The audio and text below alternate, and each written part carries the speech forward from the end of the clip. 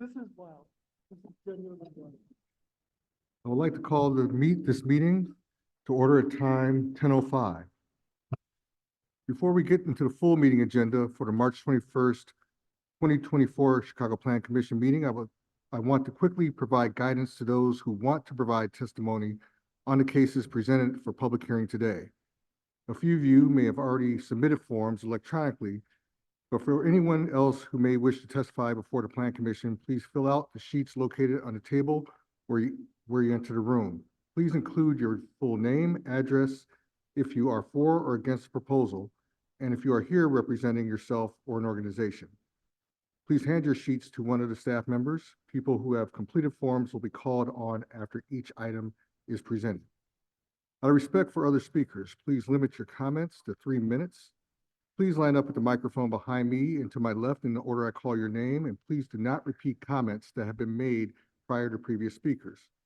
The public comment portion of the meeting is not a question and answer session of staff or of the applicant, but an opportunity for attendees to voice their opinions on a particular proposal. Out of respect for others, please do not interrupt or disrupt the speakers. Any individual who disrupts the presentation or any subsequent comment session may be asked to leave the council chambers or, if necessary, may be escorted out. With that, I'd like to move on to our roll call. Commissioner Barclay. Commissioner Carney. Commissioner Brumfield is here. Commissioner Boatwright. Commissioner Castaneda. Here. Commissioner Dow. Commissioner Escareno. Commissioner Laspada. Commissioner Lyons. Commissioner Murphy. Commissioner Pinheiro. Commissioner Ramirez Rosa. Commissioner Reyes. Here. Commissioner Soto. Commissioner Cicho Lopez. Commissioner Sposato. Commissioner Tillman. Commissioner Villegas. With that, we will now approve the meeting minutes from February 15th, 2024, regularly scheduled Plan Commission meeting. The meeting minutes were distributed prior to today's hearing. Do I have a motion to approve the minutes from the regularly scheduled meeting of the Chicago Plan Commission held on February 15th, 2024? So moved by Commissioner Boatman, seconded by Commissioner Castaneda. With that, we'd like to do a roll call vote. Commissioner Barclay.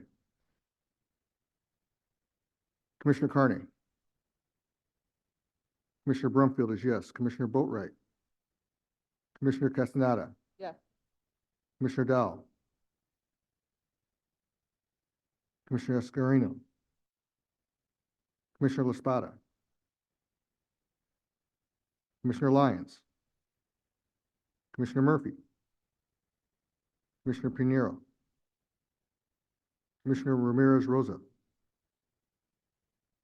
Commissioner Reyes. Yes. Commissioner Soto. Commissioner Cicho Lopez. Commissioner Sposato. Commissioner Sposato. Commissioner Tillman. Commissioner Villegas. Motion passes. We have one item for which the applicant has requested a deferral.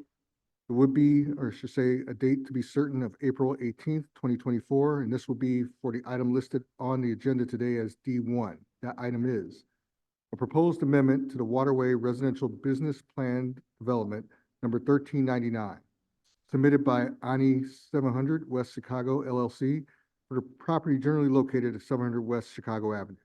The applicant requests an amendment to the existing plan development to permit the construction of a multi-building plan development across multiple sub-areas with a maximum height of 650 feet, consisting of 2,451 dwelling units, 1,900 parking spaces, 280 hotel keys, commercial and retail uses with accessory and incidental uses.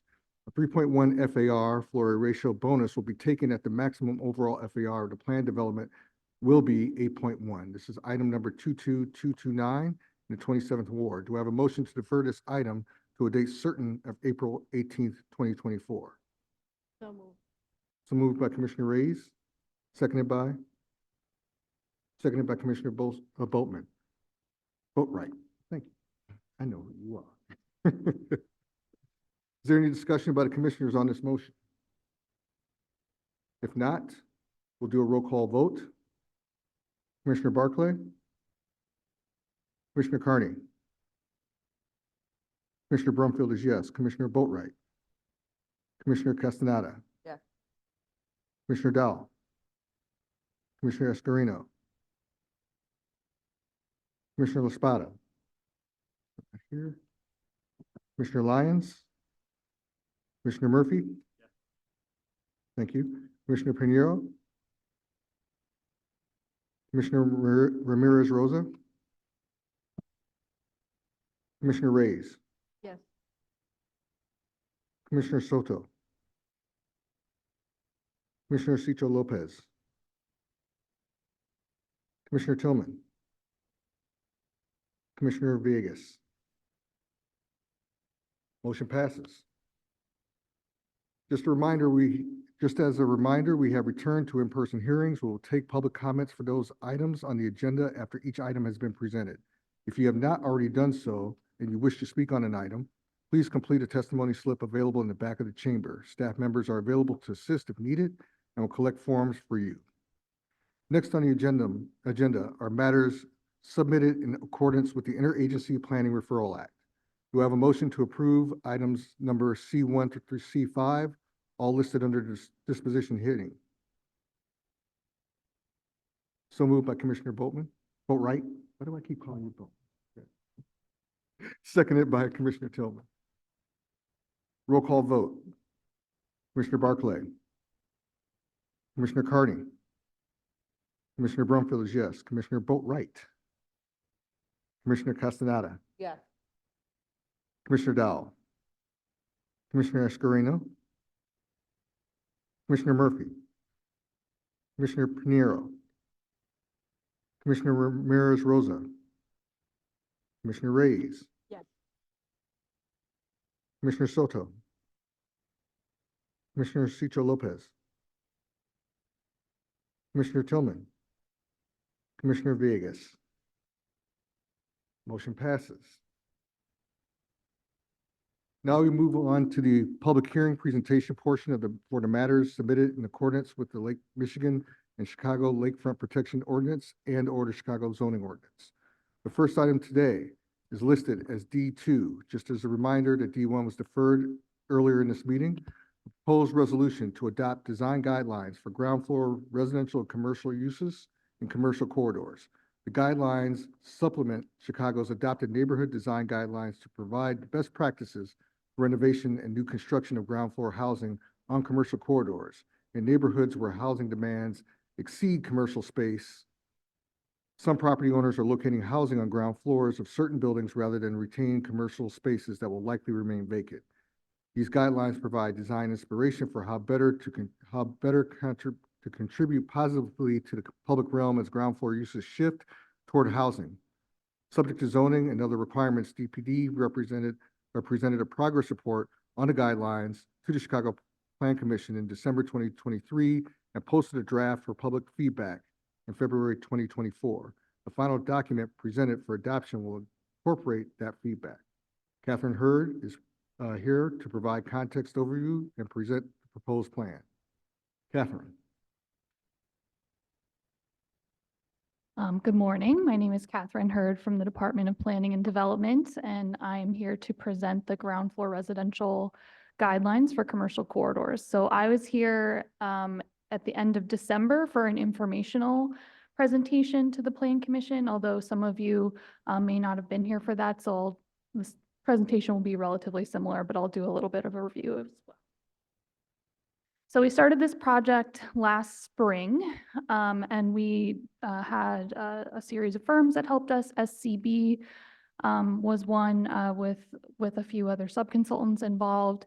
They helped us do some existing conditions research on best practices for ground floor housing on commercial corridors.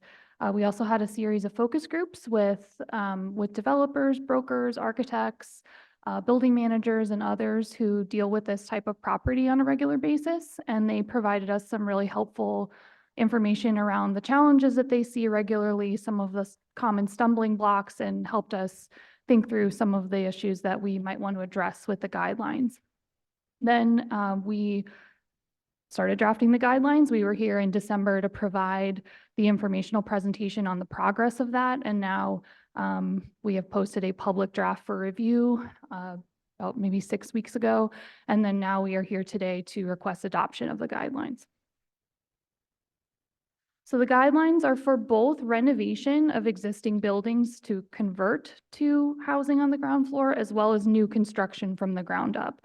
So these are a tool, a resource, and a design inspiration source. They are not taking any particular policy positions, changing any ordinances already in place, or imposing any additional requirements or processes. These are simply to supplement the processes that are in place now and provide some additional inspiration and resources. So these are an amendment or an addendum, I guess, to the neighborhood design guidelines that were adopted in 2022. So the neighborhood design guidelines are design guidelines that apply to all commercial corridors in the Chicago neighborhoods for any use. And these guidelines are more specifically to drill down into the specific issues for ground floor residential on commercial corridors. We are also working on commercial design guidelines concurrently and plan to bring those for adoption later this year. So right now, we can't always do ground floor residential in every zoning district. So only certain zoning districts allow for that, either by right or special use. That remains the case. So again, these are not amending those regulations. One thing that that made us think about this, in addition to seeing this happen in our neighborhoods, is that the Urban Land Institute put together a report last year about the importance for how we think about our ground floors on commercial corridors and the need to consider housing as an important land use there. So through that analysis, they identified that there's a significant need of housing, and affordable housing in particular, that throughout Chicago there is an overbuilding of retail space. There has also been much more remote work, which means that there are more people that are working from home and less of a need for office space, as well as we need to find ways to reuse our buildings that are more sustainable and try to reuse our existing buildings where possible. And that having all of these empty storefronts is obviously negative for our community vitality and the success of our commercial corridors. So this is an issue that is a little bit controversial for ground floor housing on commercial corridors. There are a lot of people that are concerned about that. And I think one of the main reasons is some of the examples that we see here, that we've seen examples where people have done conversions of existing space or built new housing on commercial corridors that did not particularly welcome the street and did not actively participate in the vibrancy of those commercial corridors. So some of these examples show sort of turning their back to the corridor and not contributing positively. They become sort of an eyesore rather than an amenity for the rest of the context of the corridor.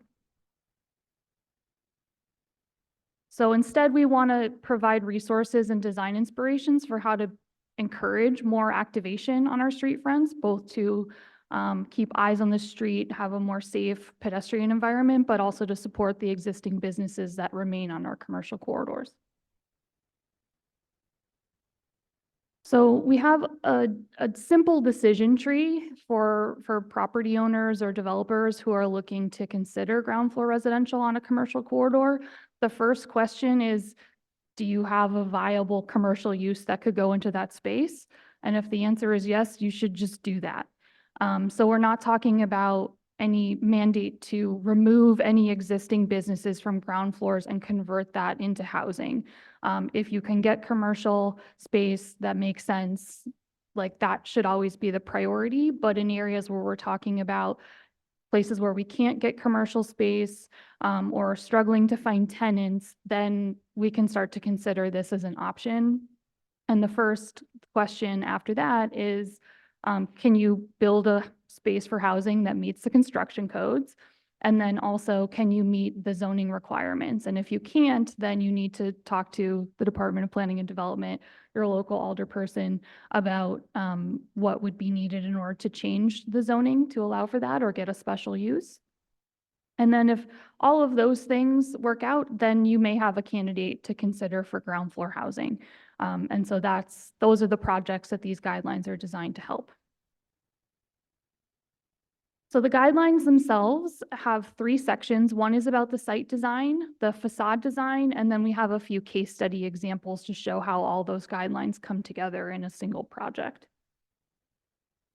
So for the site design guidelines, there's 2 segments of that. One is the exterior landscape, and landscape is a really important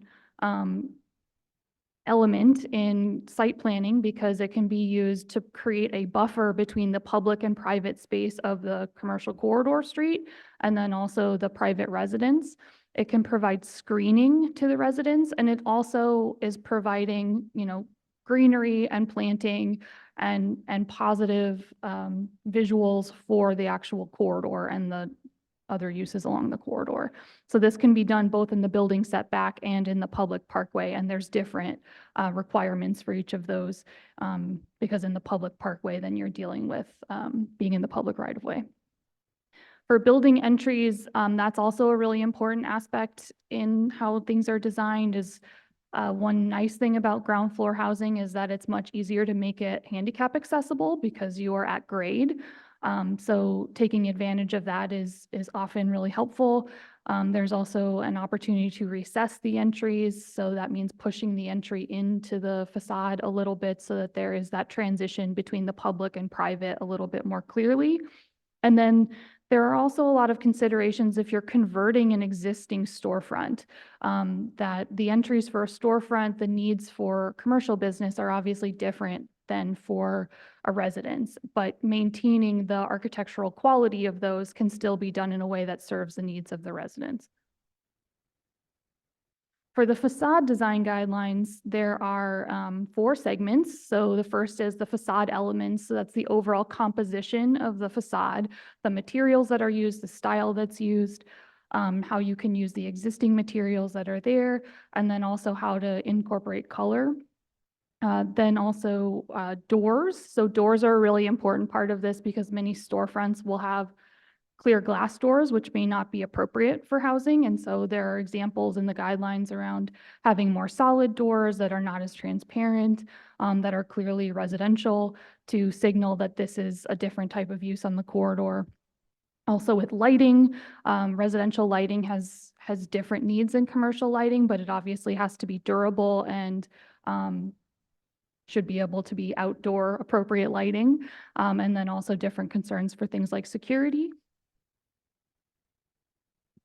A lot of the guidelines are about windows because one of the main challenges for ground floor housing, as I'm sure you know, is that you have to balance the need for resident privacy and security with the need for light, ventilation, and then also just generally being able to contribute positively externally to the commercial corridor. So there are guidelines and examples for ideas for how to have certain amounts of glass, how to do privacy screening that includes both the actual structure of the windows if you were to be redoing the front of the building, but also window treatments and types of glass and how you could divide the windows to be a more residential scale so that it's clear that this is now a residential use. There are a lot of different types of glass products. So there's examples about how to select the appropriate ones for these uses. And then we have a couple examples here of examples that kind of pull all of these together. So this first one is an existing storefront that was converted into a residence. And you can see there that they may have maintained the storefront that was there previously in terms of the windows, but there is a little bit of a knee wall at the base of that window, so that provides an opportunity on the inside to have a desk and storage bookshelf. But on the outside, it also provides a little more privacy looking in. So it's not the whole ground floor is all glassy and open, but there's a little bit of privacy that way. Also, the glass itself is this textured glass, and so it allows in light, but it also, people can't be looking in your room. At the top of the window, there's a different type of window system that can open, so you can get natural ventilation as well. Having the window go up high on the first floor is helpful to get light further into the unit. And then when we look at the things like the door and the divisions of the window, those look much more residential than a typical storefront. And so that helps signal that this is a residence and we shouldn't just walk into it because someone lives there. This is another example that's a much bigger example. You can see the before image in the top middle, where it's all glassy storefront for most of the facade. So that was removed and replaced with residential scale windows and doors. You can see that the knee wall again was introduced, this knee height wall at the bottom again to break down the glass a little bit and be more residential in scale. But the other great thing about this is that it was at grade, so it created a lot of opportunity for accessible units as well. And this was done using relatively modest materials. This is not like a super high-end, these are affordable apartments.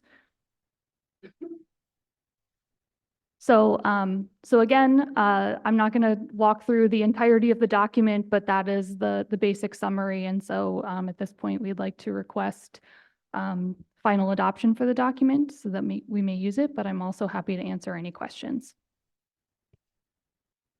Thank you, Catherine. It looks like we do have one person that would like to speak on this particular item. Mr. Butler Adams.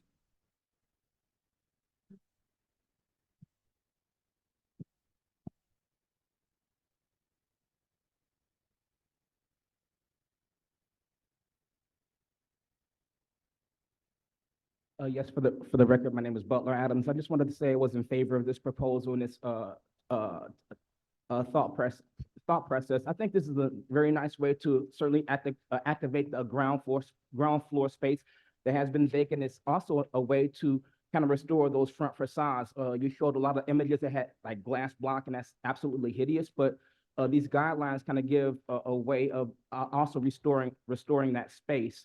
One thing I'll also say is, like, for the new construction, one place to look at is New York City, because they have ground floor residential units in pretty much all their buildings, and you can just walk down the street and someone's apartment is right there, and it's really not that big of a deal. So I mean, we should certainly be doing more of that. Also, with these older buildings, this is a way to maybe preserve them. Maybe some of them can be looked at as landmarks for the future, and stuff like that. But otherwise, I think it's a very nice proposal, because one of the worst streets to kind of walk down is Madison in the West Loop area. You have a lot of these residential buildings from about 20 years ago. They have ground floor parking, but along the street, you have like 8 or 10 feet of brick with no windows or anything like that, no activation space. So this is a way to really activate the street and also put eyes back on the street. So I look forward to seeing this happen. Thank you. Do commissioners have any questions of the staff or of the applicant? Commissioner Spada. Hey, thank you very much. I think this is a fascinating set of guidelines, particularly not for every corridor, certainly in my ward, but there's spaces I can think of these kinds of uses being very appropriate. And I've seen it done thoughtfully, and as you point out, cases where less thoughtfully. I had 2 particular questions. One was, how do you solve for bedrooms in ground floor residential, or are we more generally creating studio spaces or more loft kind of bedrooms in the back? How do we design for that? We have examples of all of those in the actual design guidelines themselves. We do have an example that's a loft. That's that's a kind of uncommon building type in Chicago where it's, really high floor to ceiling. And so you can have a bedroom that's lofted behind. But then, the rest of it is dependent on how much space you have, how many units you can fit into that. Obviously, there are a lot of building code requirements that go into what's, needs to happen for certain bedrooms.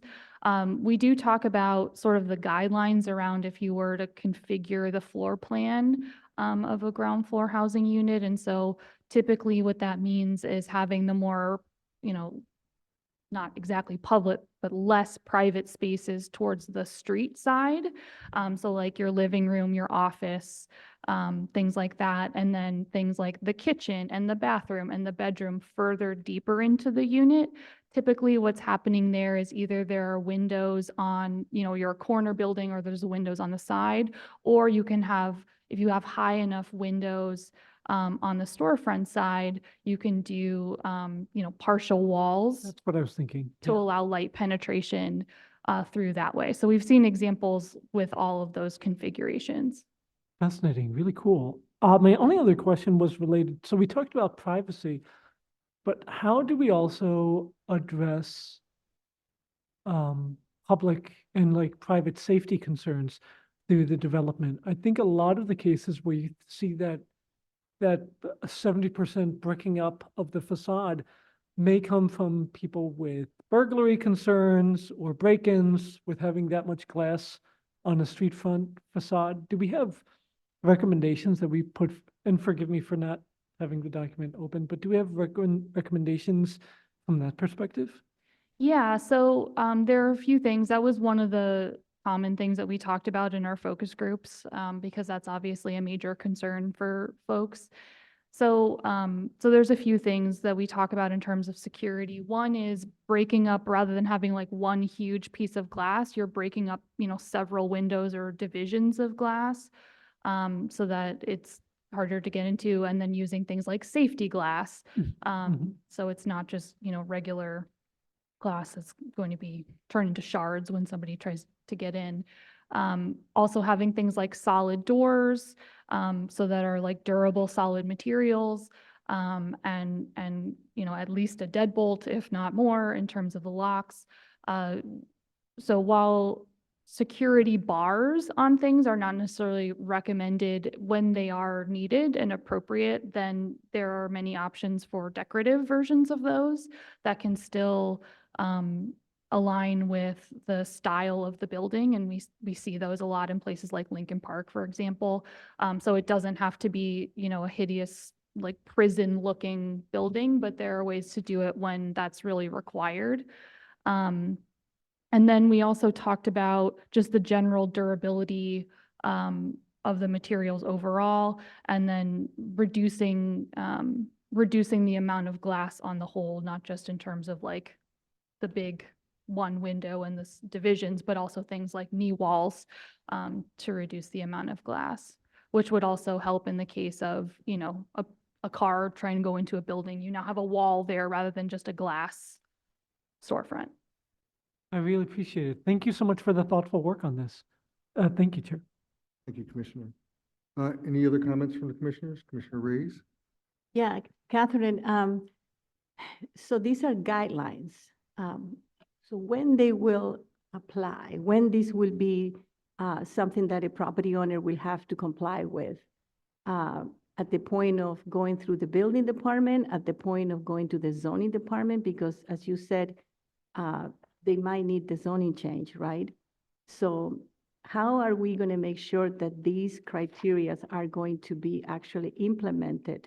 And have you also thought about providing some funding for some, long-term property owners that clearly they would like to do something like this, but they don't have the financial resources to be able to do it?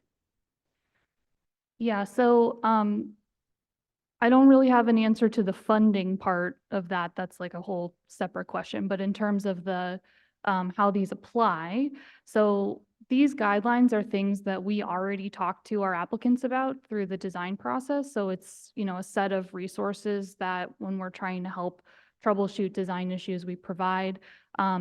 again, they're not ordinance, so they're not changing the building codes, they're not changing the zoning ordinance, and so they are advisory. But they also can be applied more strictly when we're talking about projects that are asking for city funding, that are asking for a zoning change, then these can be used Yeah.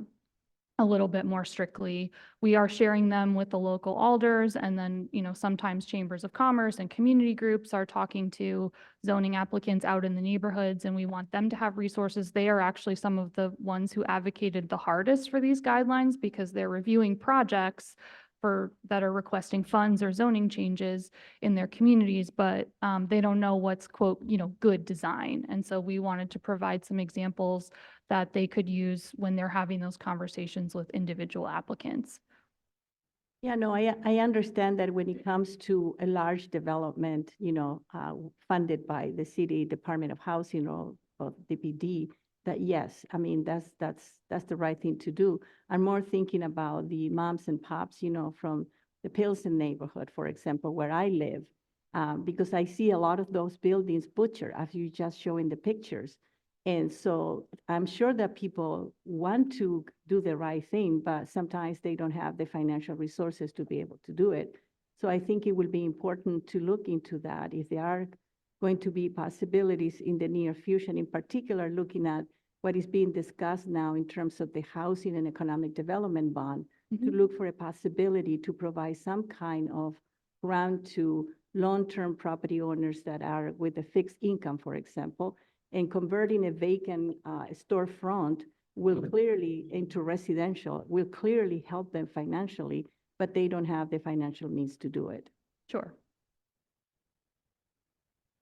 Commissioner Reyes, Noah from the Department of Planning and Development. So the adoption of these guidelines would be the first step to let the department build off of this. So with these guidelines in place, we would offer them on our website. We would offer them to all the various users who need them, all the community groups citywide, any of the SSAs that want to use it, any of the chambers of commerce, any of the architects or design professionals. It would be available to everyone to use as a guide to help them do that. If and when these are adopted, there are sections of the code that then say that developers who are coming in to work with the city must comply with adopted guidelines. This gives it some of the tooth or the building power that we need to help enforce it. And then beyond that, if and when we develop programs that might consider funding sources or put funding sources to them, we could then have the code reference and the guide reference to build off of that. So the department, this is step one for the department to be able to utilize this tool. Understood, and I'm happy to hear that. Thank you. Oh, Commissioner Tillman. I'm sorry.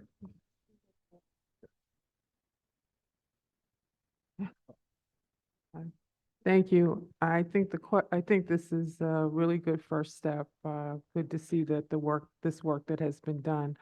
I wanted to ask you a question. When I look at the pictures seem to be, to me, reflective of areas where you have residential and commercial sort of mixed in, the style of Lakeview, Ravenswood, Logan Square. I don't see in your pictures what I view as commercial corridors that I typically see on the south side of the city when I think of 47th Street, 53rd Street, 79th Street. And I think if you could, I don't know who composed your focus groups, but I think if you could add some pictures that are reflective of those traditional kinds of commercial corridors, I could relate a little bit more to what you're proposing here as guidelines. It's just a suggestion.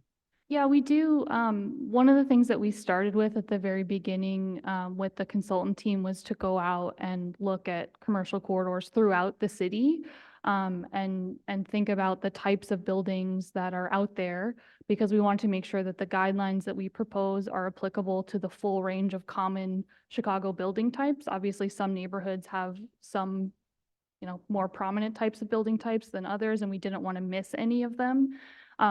This example here, this is on the south side. So we did try that- pretty. But that's an unusual kind of development. That is not the typical commercial corridor that you find on the south side, or even the gentleman who spoke earlier, who was a public speaker about Madison. Those are different kinds of corridors. This looks like a building in the middle of a residential community that just happens to have some residential attached to it. One of the challenges is that the areas where we're seeing most of this already happening, where there are examples in Chicago of it happening, is areas where there is a lot of housing demand. And so that tends to be on the north side. So that's where most of our examples are right now, because it does require enough residential demand. There's investment that needs to go into renovating any existing storefronts or building new buildings. And so those are just the areas where we see more investment overall. So that's where a lot of the examples are.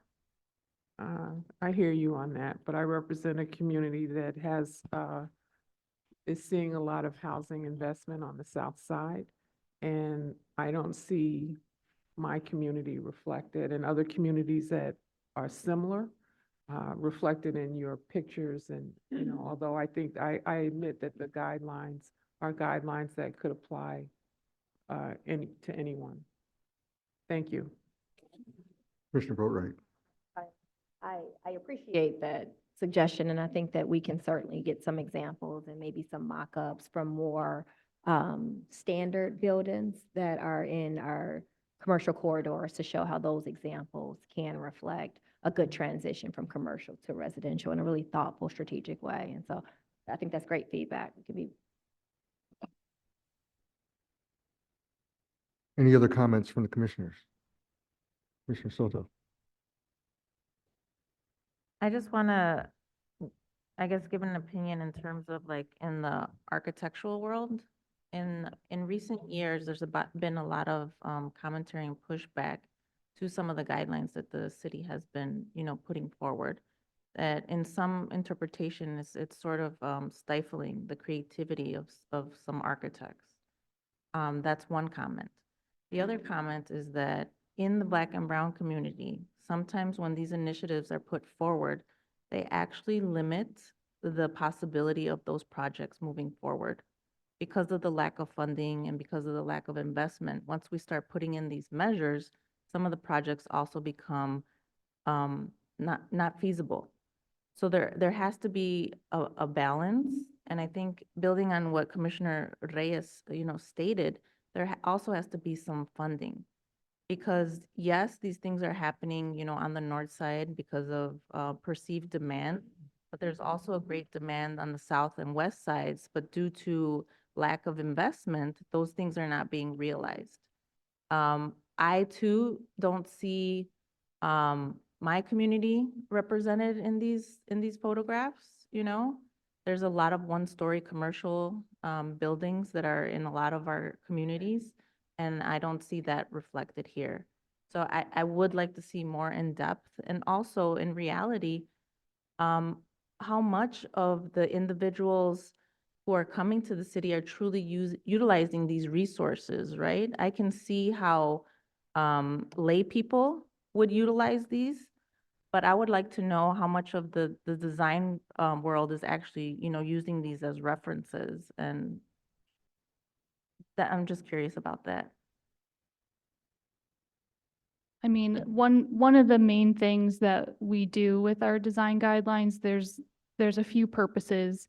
But one of the main things that we try to do is get them out into the communities so that the local ward offices, many of them use our guidelines when they're having conversations with things like smaller zoning changes and things that don't necessarily come through the regional planners. So we're not taking it through our full design review, but we're putting that out more locally because typically the architects that we're working with on larger projects, you know, a lot of these are just ideas and suggestions and design inspiration. When you have like big professional architecture firms, they don't really need that as much. And so we're trying to make guidelines for people that are not always just the professional architects, to make them more accessible to the everyday person that, you know, owns their building and wants to make improvements, or owns a storefront and wants to make updates.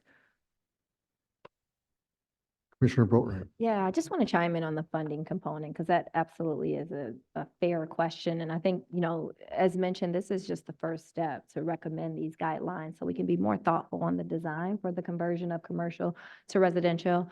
And we want to be really intentional across the entire city, understanding that there are some capital restrictions. And so we want to make sure that with these recommendations, we're also very thoughtful about funding sources so that we can execute it seamlessly in a far more sustainable way. And so we want to pair up funding avenues so that landlords, developers can take advantage of actual thoughtful conversions. And so I want to make sure that, we're really clear, this is simply the design recommendation, and following that, we want to have a funding source in place. Thank you. I do want to make one comment, and I agree with all the statements that have been made by the commissioners thus far. But one thing on this particular item, I will give the city a lot of credit for in making the distinction of design guidelines and recommendations as opposed to form-based code. And I can tell you this, the city of Cleveland, city of Cincinnati, they got it wrong by doing something very similar to this in spirit, but they made it about form-based code, which was very restrictive, which limited the developers' opportunities to actually do some creative things. And it certainly had negative impacts on particular neighborhoods that happen to be mostly Black and brown. So I will commend the city to actually talk about this in a way of guidelines and recommendations. This is still going to evolve. And again, not making this about form-based code, because that's where things get really stifling. So thank you. Oh, Commissioner Laspada. Yes, thank you. I will only say as we continue to talk about equitable funding streams, I'll just put in a plug for same place tomorrow at 1 o'clock, a really fascinating subject matter hearing on this really innovative bond ordinance that we're considering in City Council. Thank you. Any other comments from the commissioners? With that, do I have a motion on a proposed resolution to adopt design guidelines for the ground floor residential on commercial corridors, finding that it meets the requirements for approval? I will say so moved by Commissioner Barclay, seconded by Commissioner Laspada. With that, I'd like to do a roll call vote. Commissioner Barclays. Commissioner Carney.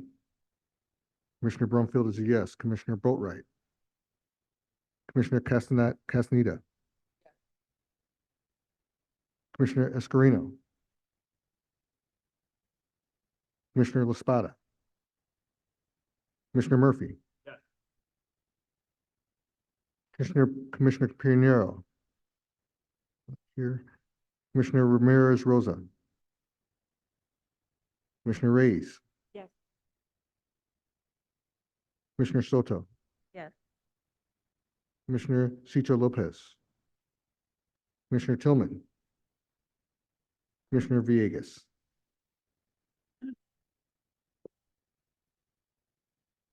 Oh, I'm sorry. How did I do that? Commissioner Dow is a yes. Thank you. With that, the motion passes.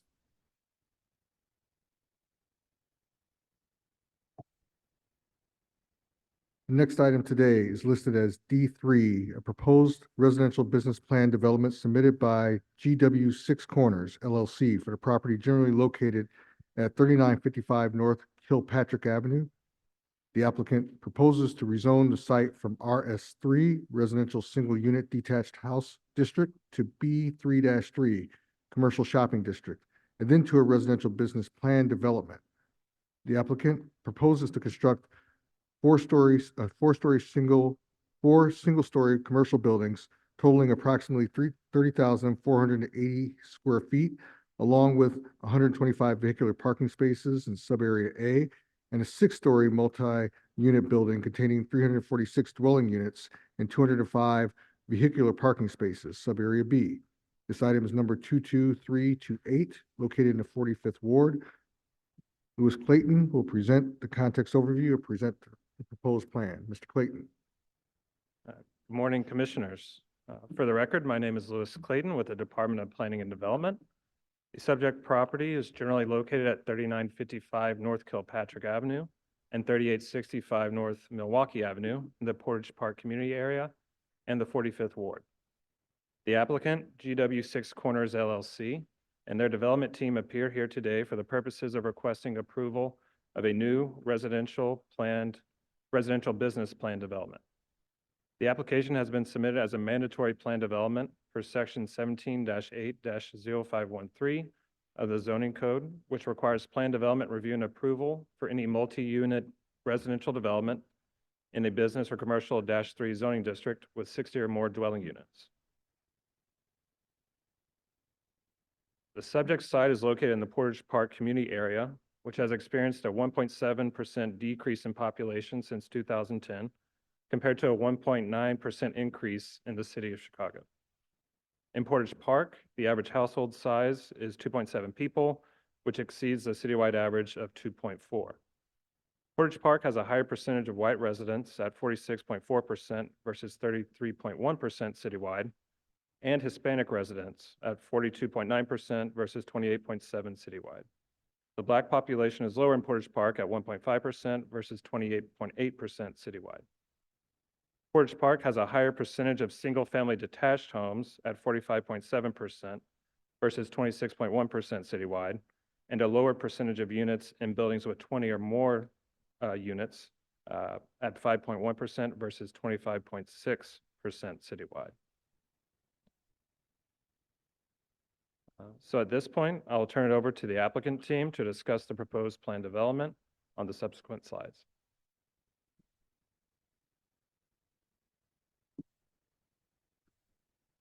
Good morning, Commissioners. Thank you. I'm Greg Klosowski. I'm a partner with Papa George Hames Partners, with the architect for the project. And I'll walk you through the architectural components and the planning for this project. What we have on the screen right now is a map showing the site context. The property limits and the PD boundary are shown on the right in a sort of pink color.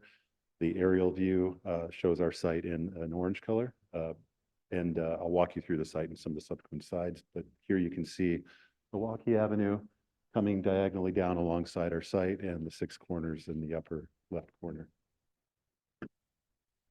Just a few shots of the context. In these particular shots, you can see the Six Corners in the upper left. That's at Cicero and Irving. Milwaukee Avenue coming along on the right-hand side, and some of the pictures of some of the adjacent residential projects on the lower photos. And when I get to the site plan, I'll also point out where some of these are located. A few more context photos. The bottom left photo shows where some of these are taken, and these are some of the shots of the existing site looking inward. From Milwaukee along the top, Kilpatrick on the upper right, and Irving along the bottom. This map shows the public transit that's located in the area. We'll touch on this a little bit more later, but there's a number of different opportunities in the area, including Metra and CTA stations that are nearby, bus routes that are within range of the property. This gives quite a few different options in addition to the walkability that's within the Six Corners region itself.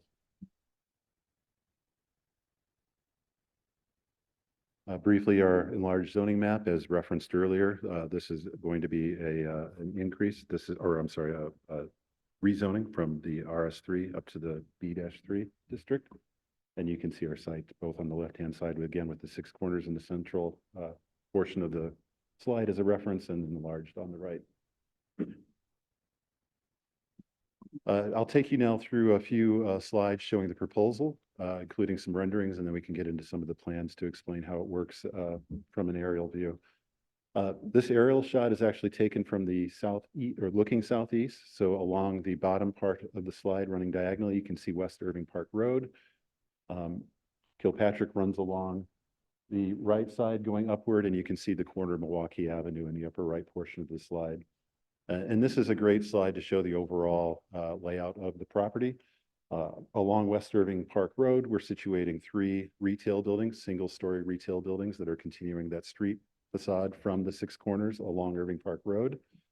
Those buildings turn the corner along Kilpatrick. And then at the southern portion of the site, we have the multi-story, multi-family development that we're proposing. And this is all, the retail buildings are surrounding the internal parking, which we'll get to in a little bit. And the residential parking is concealed from view. This is another overall view of the site. This one's now taking from the south, looking north. You can see one of the buildings at the 6 corners in the upper left of the rendering. Milwaukee Avenue is running diagonally across to the bottom of the page. And in this particular view, you can see 3 of the retail buildings along the top. And the multifamily building is much easier to see in this view. And one thing you can see from this view a little bit better than the other is how the multifamily building steps down as it heads towards the residential projects to the southeast. And these narrow spaces of the apartment buildings are also facing that direction to minimize the height. And you can see the second floor amenity deck that also helps with the mitigation of the height along that facade. Before we get into the plans, we thought we'd show a few renderings. This would help you understand the character that we're looking to get at with this project. And with each of these next couple of slides, we have an existing shot of the existing conditions in the upper right, and then a rendering in the lower left to show what we're proposing. This first rendering is showing a view from Irving Park. This is at this is at the vehicular entry off Irving Park. This is the vehicular entry that's coming in between 2 of the residential buildings. And you can see the retail, I'm sorry, in between the 2 retail buildings, sorry, and the residential building is in the background. This is a great shot to show what we're trying to achieve with the retail buildings in concept in terms of large amounts of glass to allow good visibility of the activity inside the stores, promote pedestrian activity, and also a good view of the residential entry off on the other side of the parking lot from this angle. We're also, as we'll get into a little bit later, using some pedestrian-friendly materials, things that are textural and good for human scale development in this particular case, brick and metal that we'll get into a little bit later. The second slide is taken along Milwaukee Avenue. So this is a view right at Kilpatrick and Milwaukee. So you see the corner of the multifamily housing development. This is a great example of how we're addressing some of the urban guidelines for the area, including celebrating and holding the corner. We do that across the project, but in this particular case, there's brick fenestration that's happening at the lower levels that turns up and makes this corner more prominent. Again, we do that at a couple of different places along the project, and you're starting to get a sense of some of the landscaping and the trees that would be proposed as a part of the project. And if you look on this rendering, you'll see a band of masonry at the lower level of this project, and flipping the other direction, looking back along Milwaukee, this is a rendering of those duplex units that would be located along Milwaukee. And there's a few things that's going on here. We both have, again, some of these finishes such as masonry, which gives a nicer material for things that are at a pedestrian level. We're looking at setting back the facade so that you get some effectively front porches for these units. They could be landscaped. We'll have areas outside to set up furniture to allow eyes on the street, but still have a bit of a buffer with some fencing to allow those people to have a semi-public, semi-private area. And again, with the landscaping and the trees, providing a nicer pedestrian experience along this stretch of Milwaukee. And this is another shot of that residential entry that you could see from Irving Park Road. This again is using the fenestration to help define something instead of a corner. This time, this is helping to define the entrance so that as you're a pedestrian approaching the site or somebody in a car using the port cochere to pull up here, it's very clear where the residential entry is located. And as we'll show in plans later, we've done some massing tricks to help that be more prominent and help the building modulate along its facade so it's not just one long blank facade. We're using steps and changes in material to help break that up and provide some interest along this longer facade.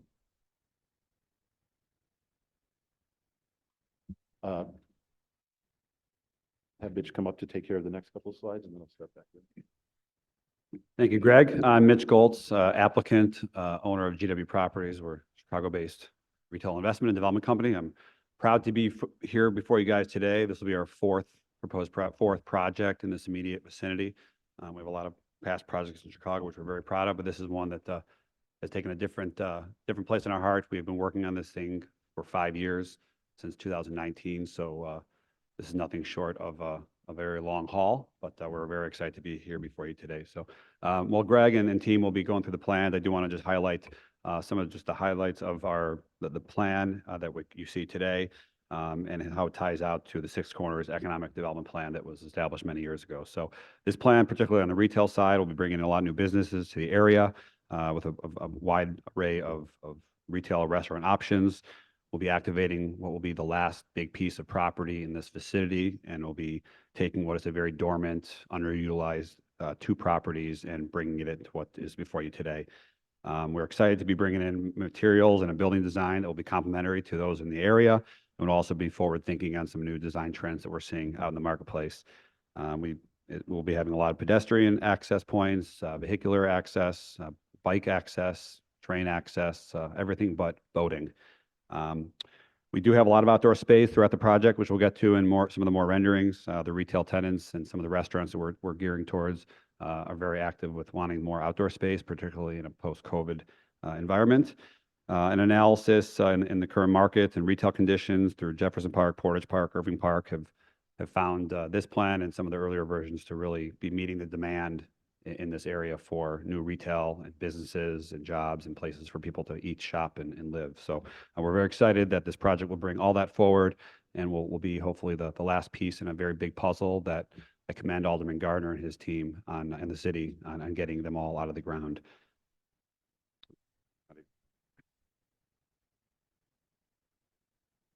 So, this slide is talking about the timeline here. The image on the left was its notes as the first community meeting in 2021, but that's a little misleading. The first, meetings we had on this were in 2019, 2020, and 2021.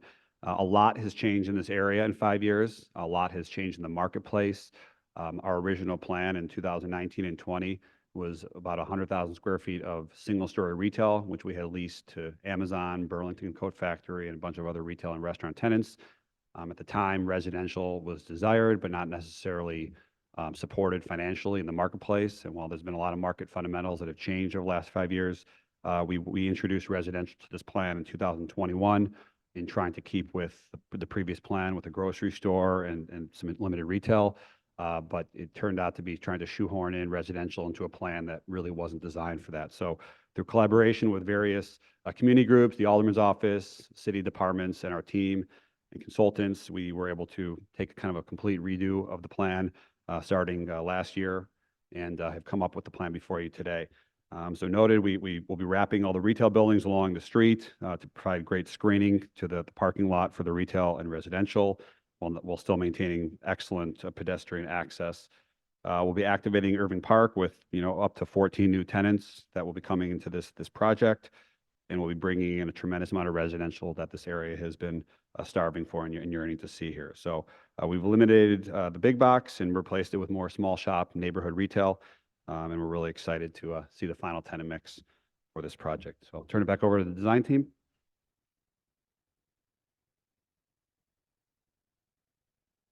Rich. What I'll do now is walk everybody through some of the plans that we have for the project today. We'll start with the site plan. So this is an overall aerial view. So you're seeing effectively the tops of the buildings from this particular view. And because of the orientation of the slides, we have rotated the site so that north is to the left. So you are seeing along the left side, Irving Park Road, Kilpatrick along the bottom, and Milwaukee coming as the diagonal along the right. What you're seeing here again is what we talked about earlier. There's the 3 retail buildings that are along the west or the north side of the project on the left. That retail turns the corner along Kilpatrick. And in between these, we're creating these paseos and pedestrian ways so that there's ample space for pedestrians to come through to the site. There's space for outdoor seating, lighting, some landscaping to really make this porous for the pedestrians, but still largely blocking the views of the internal parking from the exterior. So we think we're striking a good balance there. We are having entrances to the site from both the north and from the west. As we'll talk about a little bit later with our traffic study, we are restricting some of the access at the north. But as you're coming from the west, coming up pretty close to the center of the site, that's how you access both the parking and the slightly darker colored porte cochere, which acts as that entry to the residential unit. or to the residential building. The residential building shaped kind of like an E with an extra leg. That's our multi-story residential footprint. You can see the amenity deck, which I'll touch on in a moment, and a little bit of an indication of how it's stepping down. And worth noting, at the angle in the upper right corner, that'd be along the southeast, we have a 40-foot buffer that's between our project and the residential projects next door. So between narrowing up our faces, stepping down the building, and creating this buffer, we're hopefully being a good neighbor to the projects in that direction. This next plan is similar to the site plan, but it just represents the first floor. So the real difference here is that we're peeling away those upper stories so that you can see what's happening on the first floor of the residential. Really what's happening here is once you come past that porte cochere, and effectively you would be able to drop somebody off and go park your car in terms of how it functions. In the sort of cream-colored spaces on the inside, those are all the lobby, support, and amenity spaces for the building. So those are accessed from the entry from people who are getting dropped off. And then you would come inside the building for the parking for the residential. And that's all contained within the building and hidden out of view. The retail parking is what's outside. Residential is completely indoors. There are some back of house spaces along the east side. And then along the blue that's wrapping around, those are those duplex units that we saw in the rendering. So that's both coming along the side of the project facing the residential to the southeast, and then coming along Milwaukee and then wrapping around Irving.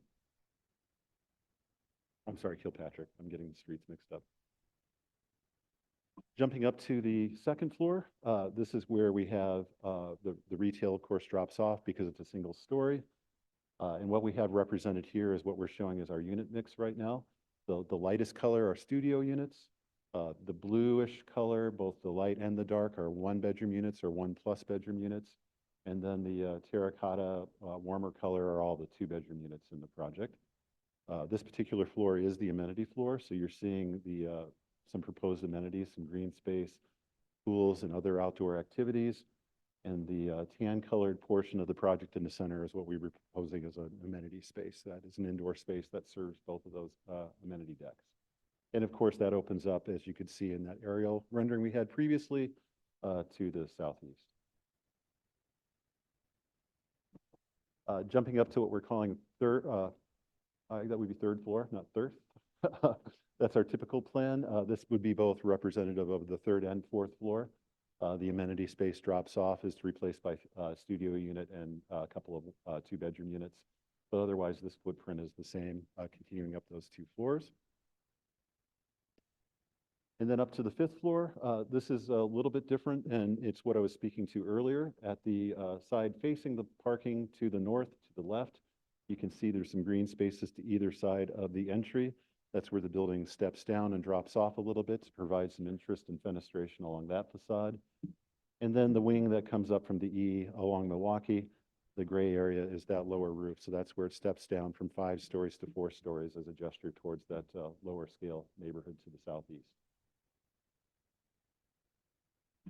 We do have a few elevations to walk through. There's a couple of additional documents too to help show all of this, but these are really here to show how we're dealing with fenestration. This first one is a flat-on view of the rendering that we showed from Irving Park. So this is showing those pair of retail buildings. The entry into the project is sort of 1/3 over from the left. And this really shows, again, that use of masonry where we do have solid areas, in particular at the parapets, with some metal panels at the corners. And what this is really highlighting is the amount of glazing. So you're getting a really good amount of glazing to have that storefront, again, activating the facades to provide a better pedestrian experience, to provide some interest and activity along this particular street. That same treatment turns the corner, comes up Kilpatrick. Worth noting on the other slide and this slide, again, even on the smaller scale, we're celebrating those corners. We have a different architectural statement at each one of these corners versus what's happening during the length of the retail. This facade is broken up. So what you're seeing here is the first part of Kilpatrick to the north with our pair of retail buildings, and you're starting to get a hint of the residential building on the right. We'll come back to a larger version of that, but this is a set of 4 elevations. This is what you would see for most of the, for each one of the retail buildings And again, the portions that are facing the street, facing the sidewalk are the ones with the storefronts and more glass. We're limiting the amount of solid as much as possible, and where we do have it, it's masonry. And that would be facing away from the street and towards the parking lot. Continuing on from that other elevation along Kilpatrick, this shows the elevation along Kilpatrick of the residential project. And we're doing a couple of tricks to break up the massing along this facade. And as you're starting to get a hint on the right-hand side, that's that corner where we bring that masonry fenestration up to make the corner more prominent, where we have Kilpatrick meeting Milwaukee. As you turn that corner, this is the completion of that elevation of the residential. And as you can see in the upper right-hand portion of that elevation, that's where this building is starting to step down towards the southeast. This elevation is coming back around the residential portion of the project facing north. And again, this is that face that is where the residential entry is located. A lot of brick in the fenestration at the center. In this particular case, we're also using some setbacks in an alternate color to provide some motion horizontally, creating these vertical bands along the facade. And you can see on either side of the brick in the middle is where that steps back, and it's lowered to 1 story to help modulate the facade along its length vertically as well.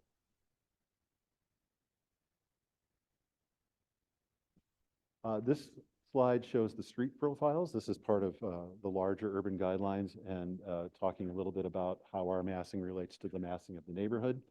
The upper image is along Kilpatrick, and you're seeing effectively our project in whole with the retail portions that are 1 story and the multi-story for the residential. The next two down are a little bit more telling. You can start to see our project in context with both the 6 corners and the residential.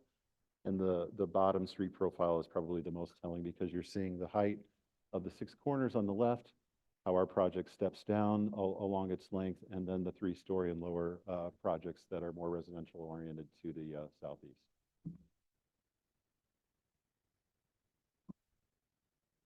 We're using this slide to talk a little bit more about some of the urban design principles. We've touched on a number of these already, but again, you can start to see how we're using the retail, which again has been pushed out to the street, to continue that street wall from the 6 corners along Irving Park.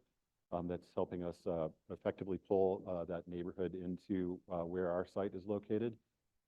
As noted, we're stepping down, we're landscaping open spaces, we're giving prominence to the corners through what we're doing with the architecture in the project to help both emphasize those corners and provide some architectural features that relate to the neighborhood.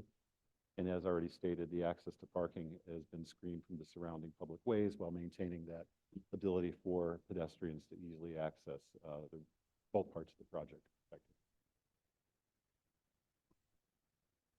And again, the proximity of the buildings, we're pushing those out towards the street. That's providing a safe and attractive pedestrian route along these lengths. All of the retail buildings are set at street level, allowing for those sidewalks to interact with those large storefronts and avoiding blank walls where the pedestrian pathways are coming through. The residential building, again, is activated with uses at that 1st floor to enhance appearance, public safety, have that eyes on the street concept. And even the residential entry has a cover over the top of it to allow comfortable pedestrian access for those arriving on site. Wanted to also briefly go through the materials that I had referenced earlier. This is a 3-dimensional cross-section through one of the typical parts of the residential building.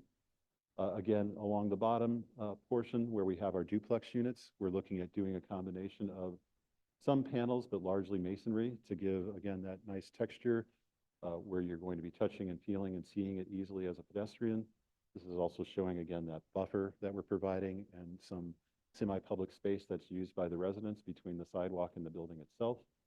At the upper levels, we're using some materials that are fairly common for multifamily residential, combination of different types of cement panels, both combination of the patterning in terms of how they would be panels versus siding, but also a combination of colors and pushing and pulling the facade to allow some movement And then we're representing some metal balconies, which would be happening throughout the project as well. And this slide shows what we're contemplating for some of those materials. On the left side, we're looking at a combination of the masonry again for the retail portion of the project and a combination of different types of both metal panels and the architectural metal is largely for things like awnings, canopies, that sort of detailing as a contrast. The residential palette on the right is adding a couple of different masonry colors to help modulate along that facade at those first couple of floors. The middle part is representing how we would have a few different types of the fiber cement siding to help break up the massing and provide some interest along there. And similar to the retail, we would have some architectural metalwork that would be a contrasting color and some cast stone where we need to have coping and other elements that would provide a really nice material for the tops of some of these walls and other locations. Very briefly, coming back around to reference to the map that we were showing earlier, there are quite a few ways that we're dealing with both parking and traffic in this area. First of all, it's worth noting we're meeting or exceeding anything that we need relative to parking. We are providing 56 parking spaces, or I'm sorry, 56 is required per zoning. For the retail portion, we're providing 125. 177 was required for residential, and we're providing 232. In addition to the parking that we're meeting on site, we are meeting all of the requirements for bicycle parking. That'd be 56 and 346 for that. And we're meeting the 2 pairs of loading spaces that are required for both the retail and residential. In addition to that, of course, as mentioned earlier, this is a transit served location, so we have a great proximity to bus lines, CTA station, metro station, ample bicycle parking, storage for the units. We're looking at a bike share divvy sponsorship. We're looking at minimizing the number of vehicular driveways to restrict the access. That helps with our traffic analysis. As mentioned earlier, the retail parking is screened from views. The residential parking is completely screened from views. We will have a ride share with a designated drop-off area, and of course, the entire site would be fully accessible and ADA compliant as well. Briefly, some of the bullet points from the traffic study, which was approved by CDOT. Really, the highlights here are that first of all, because of the fact that we're located near another retail district, there would be a lot of pass-by trips. We would reduce the number of trips in the first place because you could park at one location or the other and walk between the different retail in the area. There's, of course, as we've mentioned, quite a few alternative modes of transportation that you could take to access the site.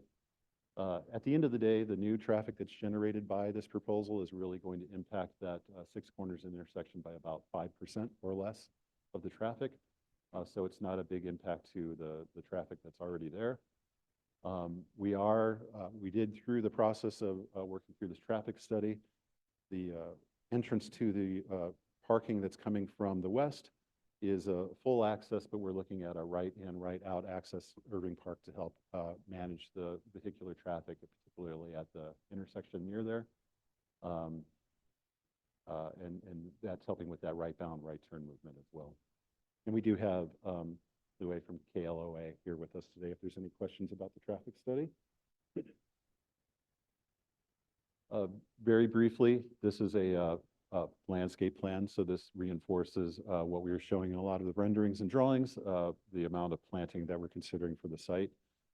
This one is actually oriented towards the north, so it's turned a little bit, but you can see again the retail along the top, the number of trees that we're providing both along the pedestrian walkway and within the parking lot, and the trees that are proposed to wrap the site at the residential portion to the south.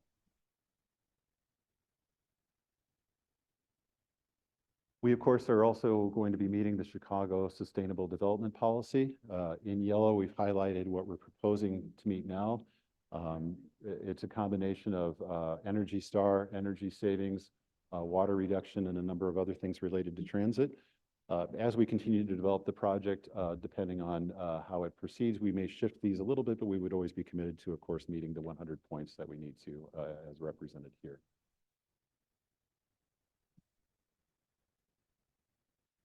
And then Mitch, you want to come back up and talk about affordable? Okay.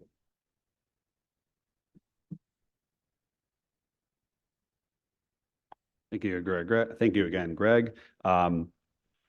We are here excited to, be complying with the recently adopted affordable housing ordinance within the city of Chicago. We've been working very closely with the Department of Housing on the unit allocation and locations within the building itself. Per the current plan, we will have up to 20% of affordable units on site with a steady, healthy mix of the studios, 1 bedrooms, 2 bedrooms, as well as some of the duplex units scattered throughout the project. Additionally, the maximum units that we're seeking approval for is 346 units. So in total, we'll have up to 69 units to comply with the City of Chicago ARO policy. At present, I'll be no less than 52 units on site, with a portion of that potentially being bought out into the City of Chicago fund. It is possible that all 20% would be on site, but at a minimum, no less than 15% would be on site, and they will comply with all ordinances within the ARO policies. Per here, we've done a breakdown of the market rate units versus the affordable housing units, and we're keeping a consistent breakdown of the breakdown of the project to breakdown of the ARO units. Additionally, we're very excited to, point out approximately 500 to 750 construction jobs between the residential and retail component, with, upwards of 100 to 150 employees that will be employed full-time with the businesses on site. We are expecting that the retail component will be approximately 12 months of construction from start to finish, which would include the interior build-outs by each individual tenant.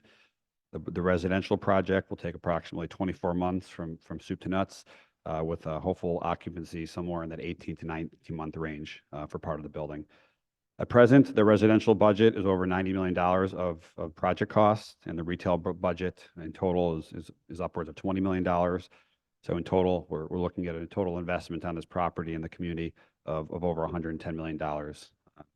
Additionally, as part of the hiring practices, as we do retain a general contractor related to the project, we will comply with the MBE and WB policies, aiming to hire a percentage of workers, Chicago residents, minority-owned businesses, women-owned businesses. Louis? I'll turn this back over to Mr. Clayton.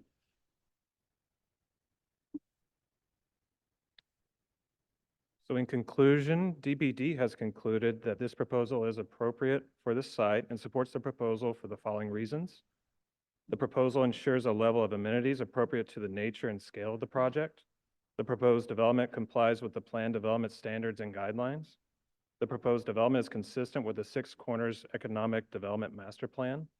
The proposed development promotes the safe and efficient circulation of pedestrians, cyclists, and motor vehicles.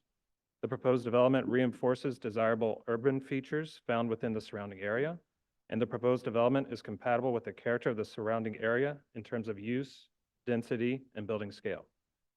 Based on the foregoing, it is the recommendation of the zoning administrator that this application for the proposed residential business plan development be approved, and that the recommendation to the City Council Committee on Zoning, Landmarks, and Building Standards be passage recommended. Please refer to my staff reports for further details regarding this project and the plans identified here today. Thank you. Thank you, Mr. Clayton. To the 6 speakers that are signed in to speak on this item, please note that you have 3 minutes allocated for your public comments. The first speaker is Ruben Pinte.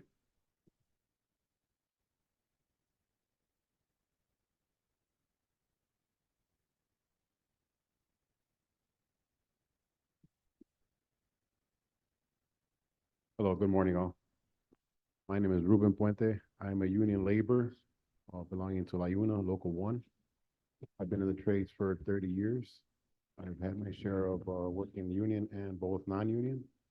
And in my experience, the union part of it is by far the best because of the training they provide. And these non-union companies I've worked for, we've always had a lot of accidents, disregard for the public safety as far as, protecting the walkways and whatnot. So with that being said, JP Masonry has worked with DCS, several DCS Midwest projects. And on one of the OSHA cited violations, an employee was accused of climbing the scaffold at heights over 20 feet, climbing the ends of the scaffold that were not designed for such use. You have to use a ladder. So a lot of these contractors, they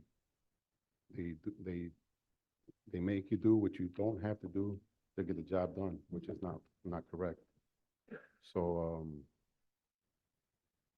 so all falls, I mean, everything is preventable, given that given the training, and most of these contractors that you guys hire are not trained so properly.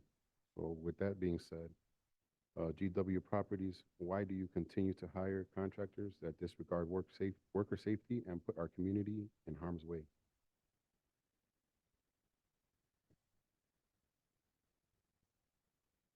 Thank you. We have our next speaker, Jim Hall, and I would encourage all of our speakers to speak into the mic so we can all hear you.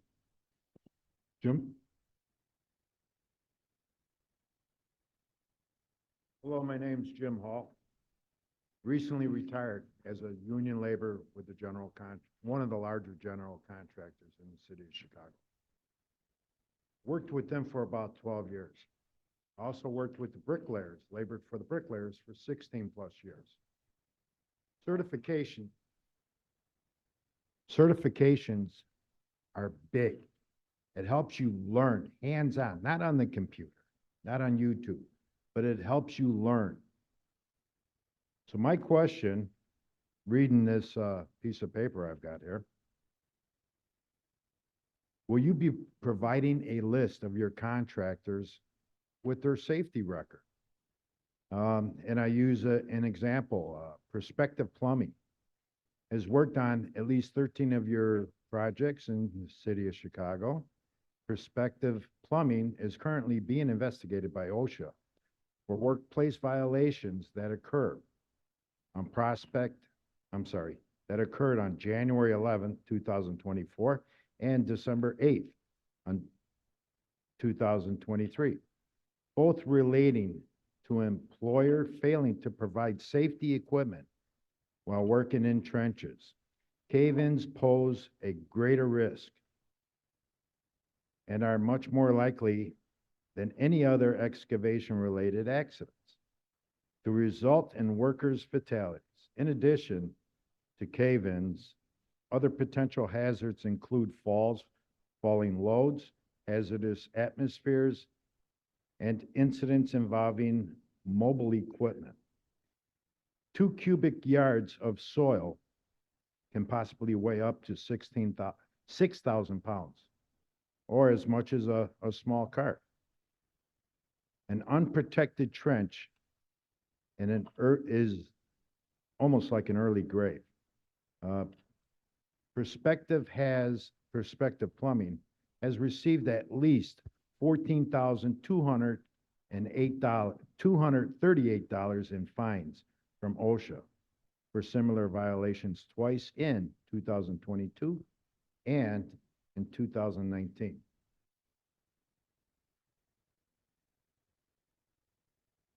I have 3 boys in the industry. All 3 of my sons. Now, I've been in it for 30 years, but all 3 of my sons have twice as much as I have. When I started, there were not many classes out there. Now there is. Online is garbage. And how do you plan to protect the area around your job site too? Thank you, Mr. Hall. Mr. Kevin Davis.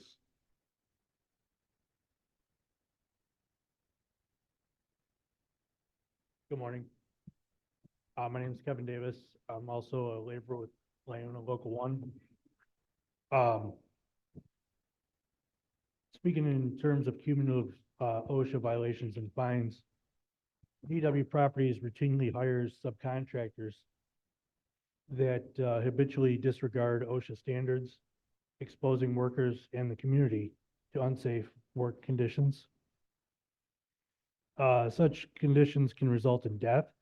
DCS's subcontractors have incurred over 43 OSHA violations, totaling over 103,000 in fines in the past 10 years.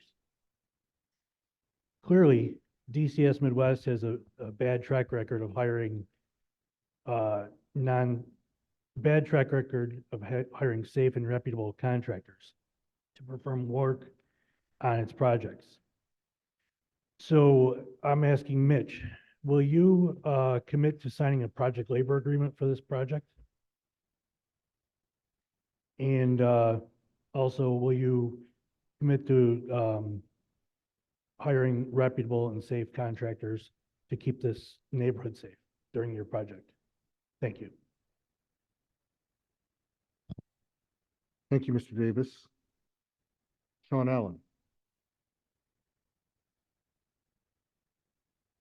Hello, my name's Sean Allen. I'm a business agent with the Bricklayers Union representing around 8,000 members in the Chicagoland area, close to about 50 of which live in this ward.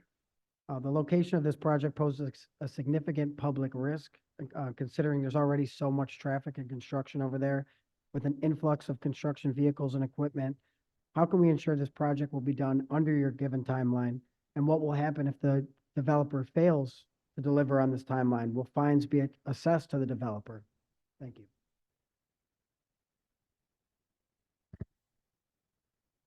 Thank you, Mr. Allen. Ms. Monica Dillon.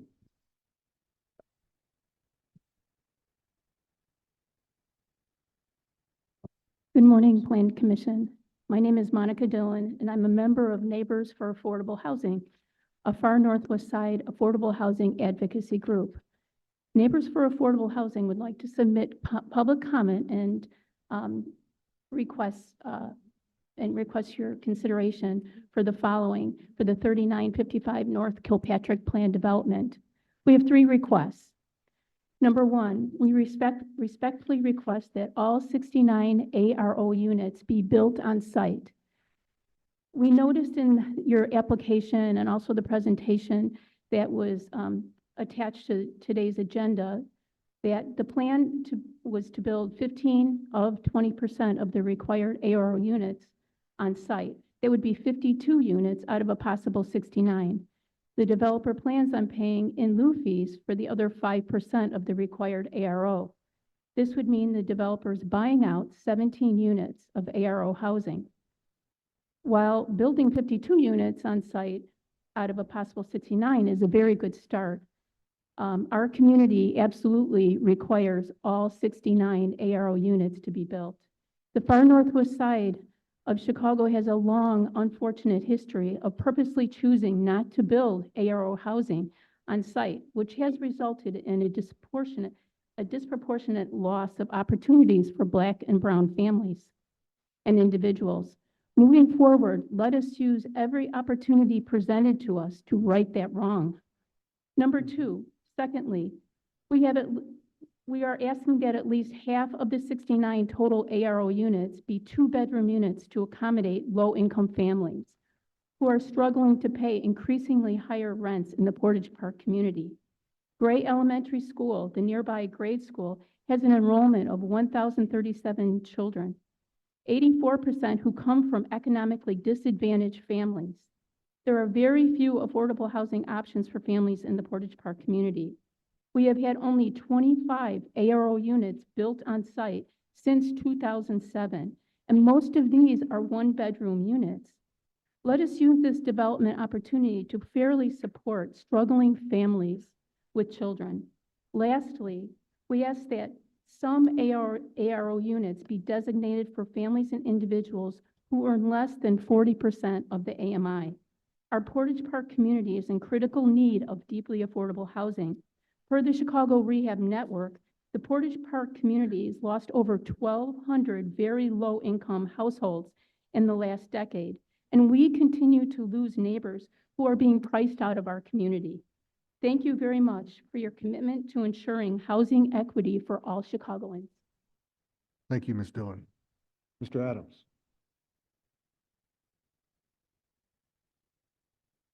Yes, again, for the record, my name is Butler Adams. I am in favor of this proposal. I don't live on the north side, but I am familiar with the area. And I remember going through the whole drama of the Six Corners redevelopment. Now that that's done, this is coming to the Plan Commission. And I'm glad to see that it seems like over the past 5 to 7 years, some attitudes have changed in terms of density in certain areas. If a project like this had come before the neighborhood maybe 7, 8 years ago, there would have been a huge pushback. I remember how bad it was for a project on Northwest Highway in the same ward about 7 or 8 years ago, and it was kind of nasty. But it's nice to see that attitudes are changing in terms of adding density to neighborhoods. And there doesn't seem to be as much pushback in terms of mid-rises in neighborhoods right across the street or near single-family homes. So I'm glad to see that changing. For this development, also, one of the renderings you all showed the townhomes along Milwaukee, and it's nice to see that residential along Milwaukee right after the first presentation. Is how do you have residential units along a major busy corridor? And I think you all did that pretty well. In terms of the building itself, the architecture for me is just okay. I'm very familiar with the architecture with the firm itself. We all did all the buildings basically south of Grand Park and the Museum Park development. So I'm very familiar with Papa George Haynes. And I wish this development looked less suburban and more urban. And with it being transit rich, I do wish there was a little bit less parking in the development, but it kind of is what it is. I saw that you have green space on that deck, but this is a six-story building. So I'm curious, are you going to have green space on the top of the building as well? And if not, would you be willing to put maybe solar panels up there? You're above everything else. There are no trees blocking the sunlight. So this seems to be a good way to make your building even greener. And for the alderman, I saw there's a lot of vacant land in that overhead. So I wish that there's a plan to, like with that Aldi's that I saw, maybe that Aldi's could be torn down one day, and also more residential development vertical with a store in the bottom. But I like where this is going with more development in the neighborhoods. Thanks. Thank you, Mr. Adams. Before we turn it over to the commissioners for comment, would the applicant like to respond to some of the public comments? Yes, I'll try to tackle it one by one. Regarding the ARO, I want to point out we will have more affordable housing units in this building than any other project in the area. And if the testimony of the resident is correct, and if 27 units since 2007 have been constructed, we will be providing more than double that amount of units on one project. So we're very proud of that, and we will comply with all of the ordinances regarding the ARO compliance within the respect to the AMI, which is, for those who don't know, is average median income. And then if there is any sort of fee in lieu, that the intention of that money is to get reinvested into the community. But at this point, we are still working through the final planning on that. But we are very proud to point out that we have more units on site than anything else in the area. As far as some of the public comment regarding contractors, I really can't speak to any specifics. I want to go on the record to point out GW Properties is a retail development company. We have no ownership or direct affiliation of any contractor, subcontractor, material company, nothing. We bid out our projects on an open bid basis, and we have strong requirements of what each of our contractors and some subcontractors have on site. To the best of our knowledge, none of our projects have ever had any OSHA violations. Our superintendents are required to have what's called OSHA 30 certification versus the minimum of 10.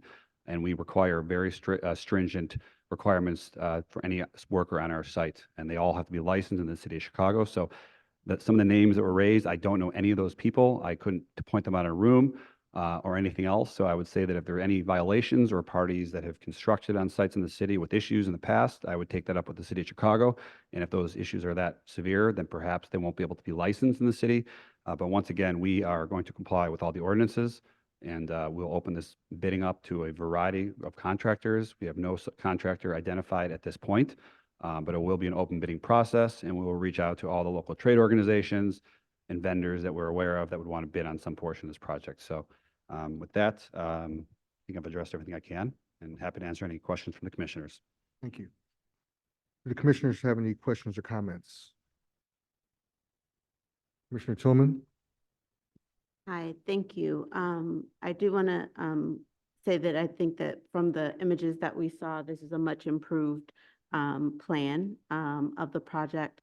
I do have some questions regarding the parking, as this is a transit-served location, and you are providing, upwards of 100+ additional parking spaces than is required by zoning. What is the, thought process there? I could see that, there is the potential to provide additional public open space potentially in lieu of that, which would be, a different kind of neighborhood community benefit. And then my second or third question is regarded to the retail. Definitely appreciate the idea of, activating the corridor and locating the retail where it is. Do you have retailers that are ready to be leasing? What kind of retailers are you considering for those spaces? Those are all good questions, Commissioner. I will point out that, the City of Chicago Code is somewhat standardized across the city in various neighborhoods. We have put together a plan that we believe is most marketable. The reason we have the parking in the parking lot as shown is that a majority of the retail in this area also has surface parking, and the types of tenants that we're looking to attract require more parking than what code requires. We have several fast casual restaurants such as Panera, Shake Shack, Chipotle, those types of tenants that want to be here. And unless there's adequate parking to serve their employees and business and customers, they won't locate in a project. And there's other neighborhoods in Chicago where nobody has parking and there's more street parking. And every street is pedestrian in some respect. But this area, while it is transit served, nobody that lives in the area would say that everybody that lives there takes public transportation. People drive, they bike, they walk, they take the train. So we have worked very closely with various departments and organizations to make sure that this project is a balance between all those. We're providing a tremendous amount of outdoor space, both in the residential building and also for outdoor space for the tenants to curate their own outdoor experience, whether it's a restaurant or some other a retail facility that wants some sort of outdoor component. But we have been very careful in our planning through the 12 versions of plans that we've had to ensure that what we're presenting to the community and to the city of Chicago, that it's marketable, it's feasible financially and in other many respects. But that parking, while it may look like a lot, for 14 tenants that have employees and patrons throughout the day, that parking lot will be full. And this property, unlike some others, does not really have any, immediate, street parking available. Irving Park is a very busy road. Kilpatrick is a 2-lane road with no parking, and Milwaukee is a pedestrian street with limited parking available to serve this property. So we have to be very careful what we present, because we don't want to present something that might comply, but not be marketable. And we are very confident that what we show is the minimum that we need to serve the tenants that we're looking to bring in here. Thank you. Thank you, Commissioner Reyes. Yeah, disappointed to see that you are not providing all the 20% of the units on site, because I completely agree with what the community resident just expressed. I think one single apartment will make a difference for one family to continue to stay in their community. And I get to see this throughout the city. So truly, you all know that $155 and some change are not going to develop an affordable housing unit. So I am disappointed, because I think this would have been a really nice development to be able to embrace those 69 families that would have been able to stay and enjoy this beauty. So, yeah, disappointed. I want to point out that, as we noted in the testimony, there is the possibility that all 20% will be on site. We will be complying with the City of Chicago ordinance. There is a fee and loop portion that is part of the ordinance for the reasons that is before it, that comes way before us. So while we may very well keep the 20% on site based on the total unit count, the fund that is the City of Chicago has established, I believe, is intended to provide those units elsewhere in the community. And the amount of units that we'll be providing here, we far in excess of any project of its size in this area particularly. And we are excited to bring that to the community. There's zero displacement of residents with this project. This is vacant, blighted land. So we will comply with the ordinance. There is a decent chance that we will have all 20% on site based on the finite unit count, but we need to maintain the flexibility so long as we're complying with all aspects of the City of Chicago ordinance. Well, sir, I am responding based what is in writing, right? So for Right. me, this is what matters right now, what I have in front in writing. So, yeah, it would have been nice to see the 69, but that's not the case. It may, and the unit count based on Oh. final design could go down slightly, but we want to maintain the flexibility. The application is allowed for 5% to potentially be bought, but fee in lieu. But based on final planning and final construction numbers and everything, we will have an opportunity to consider putting all 20% on site. Yeah, understand. I completely understand what the application says. But the majority of the developers that we have seen coming in front of us recently, they all do the 20% on site when they come in front of us in the paper. So yes, I understand that those are the rules and you are playing with the rules, but I just expressing my disappointment that it would have been much better to see right in front of us the 20% being provided. Thank you. Commissioner LaSpada. Thank you so much. I wanted to start by asking, so we're doing 346 bike parking spaces on site. Do I recall that correctly? How will those cyclists access the public right of way? What is the plan for that? Yeah, with the plan, I mean, as far as how they access the public right away, I mean, there are locations on, access locations to the property on 3 streets. So bike route, there'll be a bike room within the residential building. There'll be bike racks on the surface for both the residential building and the retail buildings, as called out in the landscape plan. But a Can- resident can leave the building right on Milwaukee Avenue. They can leave on Kilpatrick. And obviously Milwaukee Avenue has a dedicated bike lane, unlike Irving Park and Kilpatrick, but there'll be no shortage of access points to enter and exit the building for residents, guests, and anyone else. So I'm asking about the intention. So the intention is that they would leave through, where is the bike parking situated on the site now? So, as on the screen, we're looking east. So the bike parking is in the garage, on the east end of the garage. I would say the intention is that you'd vacate the building, in the back of the property and then use the landscaping and walking path on our property to get to Milwaukee Avenue. Okay, so I wouldn't, I hope we have abilities to think critically about the infrastructure surrounding this, because as someone who, I'm glad that we recently added protected bike lanes on that stretch of Milwaukee.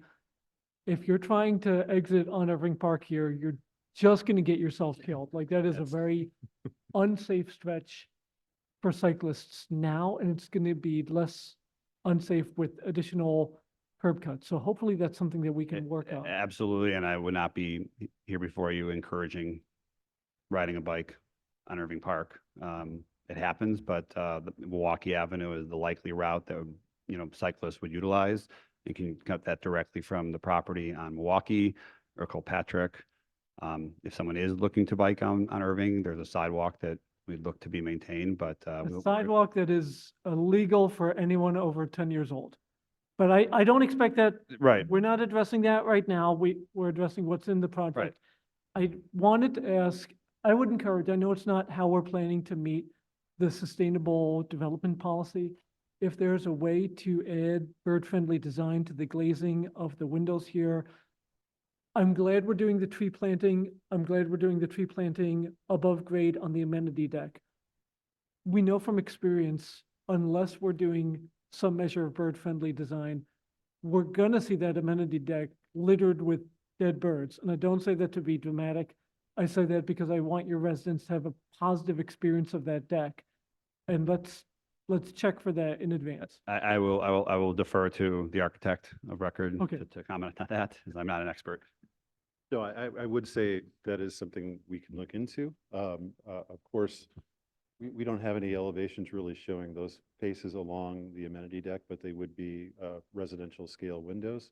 So they're not as big, but we could look into, there's a couple of different processes now, whether it's the frit on the window patterning, the type of glass that's even used. We had a rep in a few weeks ago. There's even some processes to have a coating on the glass that's imperceptible to us, but the birds can see it. So we could look at a few different options with that as part of what. If we can look at that, and particularly if there can be a response before this comes to the Committee on Zoning, I would really appreciate it. Okay, we can take a look at that. Got it. Thank you. I did want to ask, because we got to speak to the concerns in the room. Can someone clarify, is DCS Midwest an affiliate of GW Properties, or why is it then being insinuated that they're associated with previous? We have no ownership of DCS Midwest. DCS Midwest has no ownership with us. The only affiliation is that we've hired them as a contractor, third-party contractor to construct some of our projects. We work with a variety of contractors throughout the country. They're one of them. But we have no ownership or oversight into practices of subcontractors or whatnot. But I will attest to to the best of our knowledge, which, I did confirm with them beforehand, because we have hired them, that there have been no OSHA violations on any of our projects. There's major certifications required for any of our superintendents. And I've had no accidents or anything else to that matter. So as far as any specifics to them or any subcontractor or vendor, I can't personally speak to that, but we have not once contracted directly with any of those names that have been mentioned on any sort of past violations. I know not directly, but my feeling is that we are accountable to those who do work on our behalf. And so I hope there's ways of creating accountability for them for the work they're going to do potentially on this work site. I don't know if they're your GC on this project. No, we have not retained any GC. There's no contract signed with anybody. We will have this bid out to probably no less than 7 general contractors and hundreds of subcontractors throughout the Chicagoland area. So I can tell you that to the best of our knowledge, there's been no issues in the past. We are going to make it very clear within the bidding process of what our requirements are and expectation of best practices. And as far as alleged violations, I can't speak to any of those. And I would say that, I would imagine with the thousands of vendors that are licensed in the city of Chicago, if it's public information to violations or incidents or accidents or anything else, like the city of Chicago could effectively tell a subcontractor, you're not licensed to do work here. We cannot be policing practices of subcontractors across thousands of projects, but I can tell you that we will be instilling best practices in the hiring and management of the construction throughout the project. Okay. The last two things I would say is, and forgive me, sir, for taking Please. the floor. I would appreciate if it can be provided through the chair, previous TW properties and how you've met the MBE, WBE, and City of Chicago residency requirements for people's work. I don't know how I'd provide that. I can provide a list of subcontractors, but there have No, not been. that is to say, only for projects that have gone through the plan commission that have been planned developments. I just wanted to know not only that you're meeting that commitment on this project, but to understand how the commitments have been met in the past. Does that make sense? It makes sense. The last project I believe we brought through here, we had no involvement in the construction. We had assigned to somebody else 5 years ago, but I'm happy to provide whatever information is available on any projects that would fall within your sphere. Chair, am I being clear on that? Please. Thank you. Okay. I don't know the lack of clarity in the question, but I will follow up through DPD on what I mean by that, because it is, thank you. The last thing that I'll say is that I share Commissioner Reyes' concern around affordability on site. Hearing what was shared before, knowing what we know about the incomes in the community, the need, doing the affordability on site is concerning for me. Before I served on the Plan Commission, I did not intend to come in with many hard red lines, but that is one of them, and I should have voiced them previously, and out of respect to the commission and to the order, I'm probably just going to choose to abstain on the vote rather than voting otherwise, but that's something that's important to me for projects moving forward. Thank you. To be clear though, you note the policy that you would like them on site. Is that what you're suggesting? Yes, I understand the response to Commissioner Reyes on what may happen, what might happen. We're voting based on what's in front of us right now. That's all I'm saying. Thank you. Before we move on to my fellow commissioners, Alderman Gardner, this may be an appropriate time to speak. Yes, thank you. Thank you to commissioners and those in attendance today. I'm Alderman Gardner, but I'm also a lifelong resident of the 45th Ward.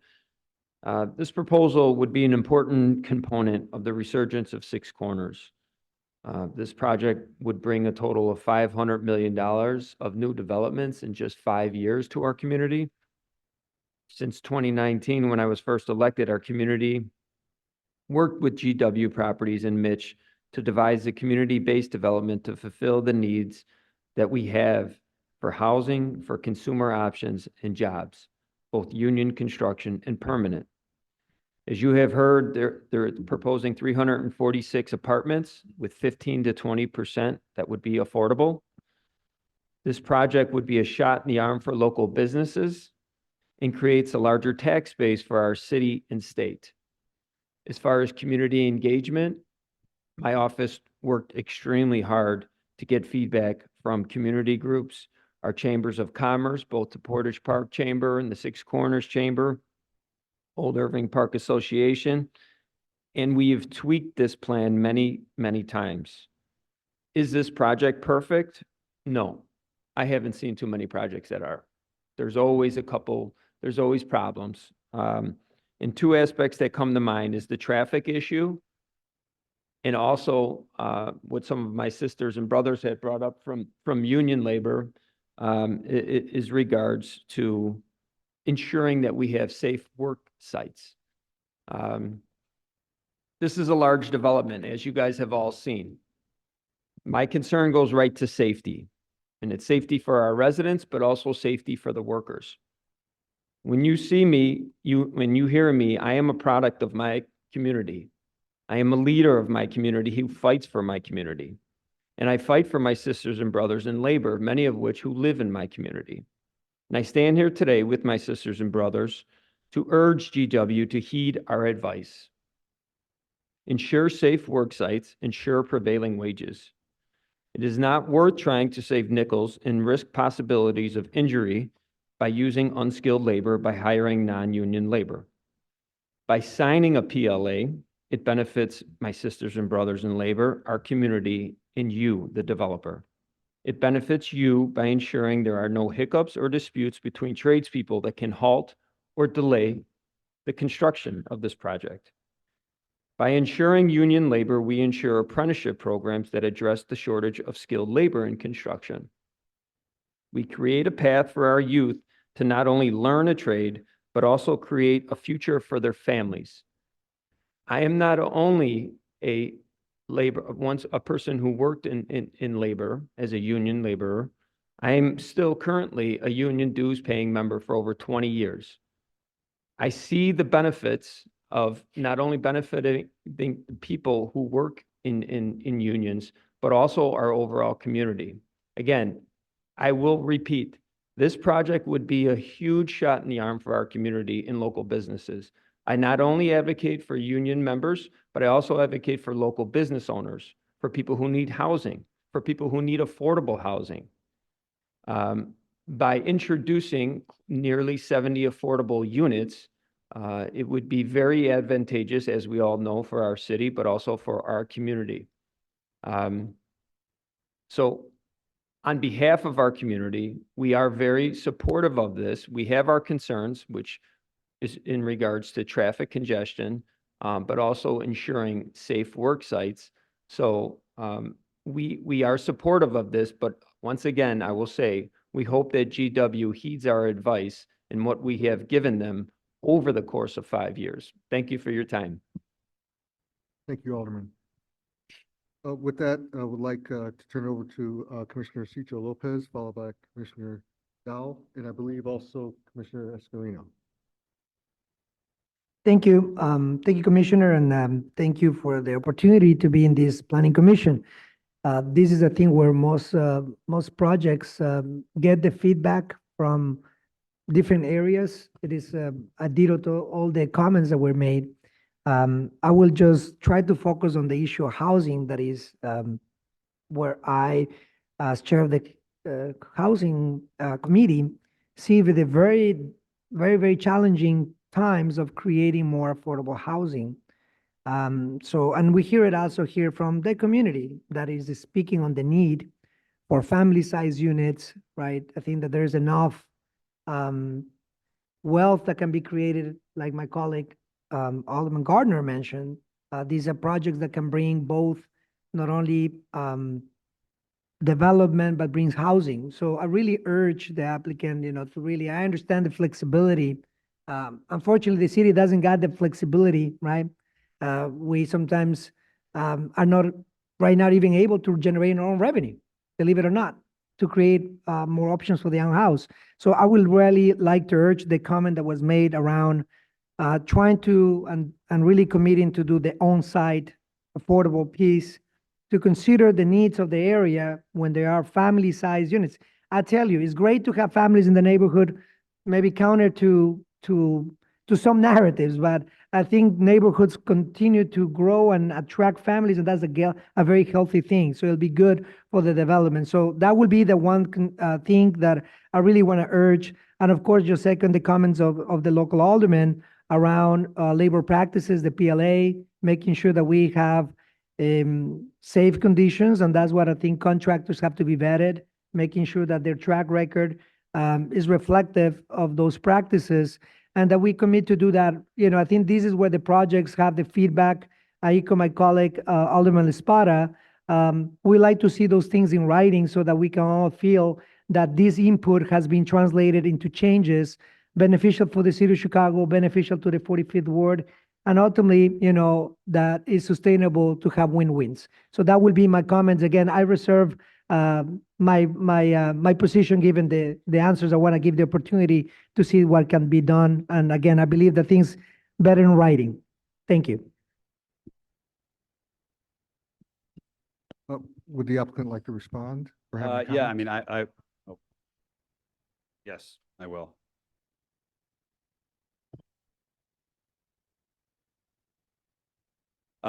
Yes, I'm happy to respond to the arrow question. I think, you know, as outlined in the application, you know, we've always been looking to comply. I think the intention of the 5%, aside from some financing benefits to that, was to put those units elsewhere in the community where it's needed across the entire Chicagoland area and across the entire Portage Park, Irving Park area.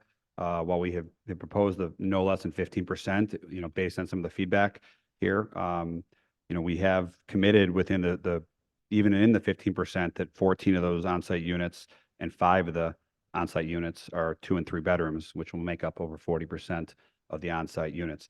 With all that being said, if it's important to more of the commissioners that the extra 5% be on-site versus the fee in lieu, we are willing to adhere to that advice. I would simply suggest that perhaps the city of Chicago should look at the ordinance, and if it's 20%, then I wouldn't offer the 5%. I hate to hurt myself potentially in future projects, but if that's important, we will commit to the 20% on-site based on the final unit count, and keep the mix of units on a pro rata basis around the types of units on site. So, Commissioner Dow. Commissioner Lasada, I'm wait, sorry, if you could identify yourself if you are Sorry. speaking. Sorry, Public Chair. speak- Sarah Barnes. I am the zoning attorney working with the applicant on this proposal.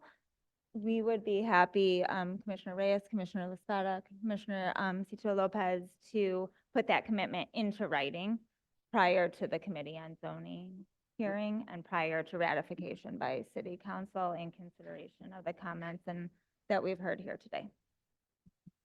Thank you. Sorry. So let me be clear. So you're saying that you're going to put in writing that all 20% of the units are going to be on site? correct. Correct. We can Okay. amend the affordable housing profile form with the Department of Housing that was submitted.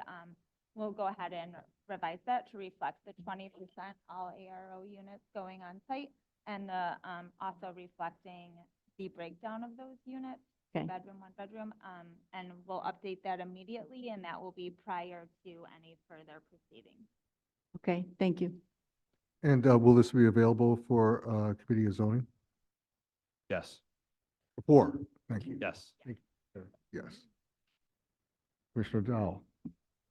Thank you, Mr. Chairman. I applaud your amendment of the project on site here today, because I was going to add my voice to the choir, and now I don't have to, so that's a good thing.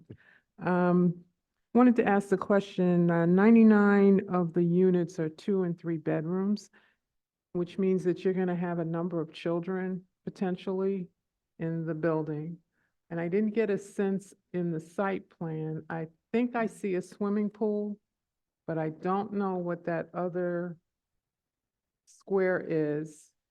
And if that's something that area, can That- you? Yeah, define so there for is me? a proposed swimming pool on the west portion of it. The north or the east portion is more amenity space, you know, so. More, I know it's amenity space. More amenity space, whether it's bocce ball, whether it's, you know, tables, you know, toys for the kids. And we're still establishing what the final, you know, mix of amenities will be over there. But I think given that this building is casting a wide net of unit types and housing types and ultimately, you know, people types, we are going to want to make sure that the amenities are tailored to its residents. And that's been a commitment from day one. So ultimately, the market will determine some of that stuff as those trends do change.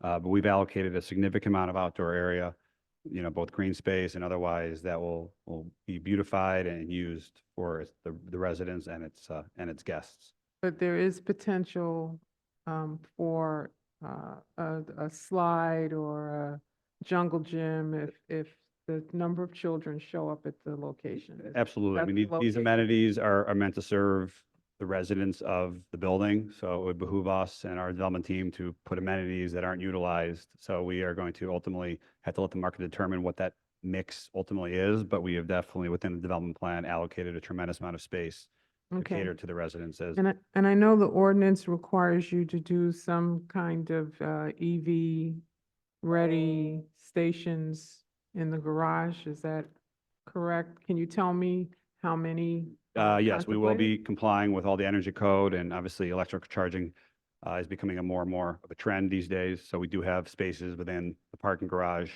that will be available for residents or guests. You know how many Um, charger stations? Approximately 20%, approximately 20% of the parking spaces on site in the resident building will be EV ready. Okay. And then the appliances, is that gas or electric? Just,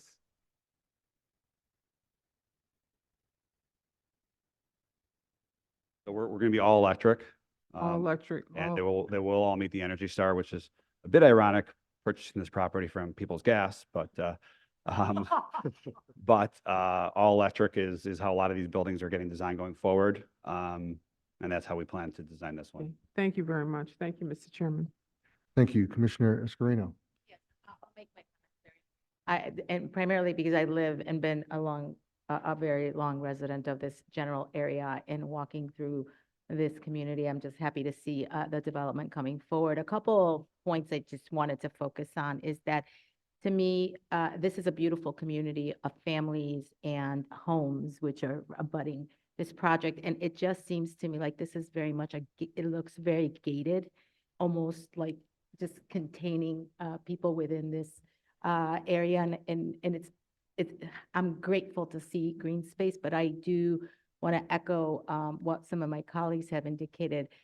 The Blue Line is like 4 blocks walking east of here. The Metro is literally half a block from here. You have a lot of cycling in this area. So it would be important to really think about how you expand that green space to the residents that are going to be living here. You have a real great mix of apartment sizes, meaning families, meaning singles. And so I appreciate the commercial. I do think understanding the dynamic of this community and the walkability and how many people are walking through this community and cycling already, it would be great to have it be much more friendly and be part of the community. So not so gated, not so contained, so that it opens itself up to the community. I do like the fact that you included some yards in the front of those buildings to really make it much more welcoming. But also I think allowing for the cycling or pedestrians to actually be part of what appears to be a very gated and closed area, and really opening it up to the neighbors, especially on Milwaukee. There's a lot of beautiful homes right there. And it just seems like, you know, making this part of the neighborhood would be a real add-on, including just really thinking about the expansion of green space and the usability of this space for the residents here, but also to ensure that the other communities feel that it is a true part of the neighborhood. So it just seems like there isn't a lot of entryway from certain points. It looks like there's containment of the community. So opening that up would be great. And also just really reconsidering some of the parking, just because of how much walkability, how much public transportation is already available, and how much of the investment that the city has made to make the biking paths all along Milwaukee Avenue that extends through this entire neighborhood. I know it, I walk it, I run it. I'm literally in this neighborhood every weekend, and I see the possibilities. So I want to commend you for a great project, but I just would like to encourage you to think even more broadly about making it even more part of the community. I appreciate your comments, and you obviously touched on a lot of things. I will point out that there's probably no less than 100, city of Chicago codes that projects have to comply with, and sometimes some codes contradict the intent of others. And, this project has been a collaboration with a lot of different parties, and while I appreciate it being considered a transit-oriented development and being near Blue Line and near the Metro and having a new bike lane on Milwaukee, I would be remiss to not point out that while that is a very big benefit to those who use it, there's a lot of people that don't use it. And this project has been a constant struggle to make sure that we maintain that balance between being environmentally friendly, being bike friendly, being transit friendly, but not, losing sight of the fact that not everybody in this area bikes to work, not everyone in this area trains to work. And a lot of customers that will be coming to the retail project, and even the residents for that matter, drive.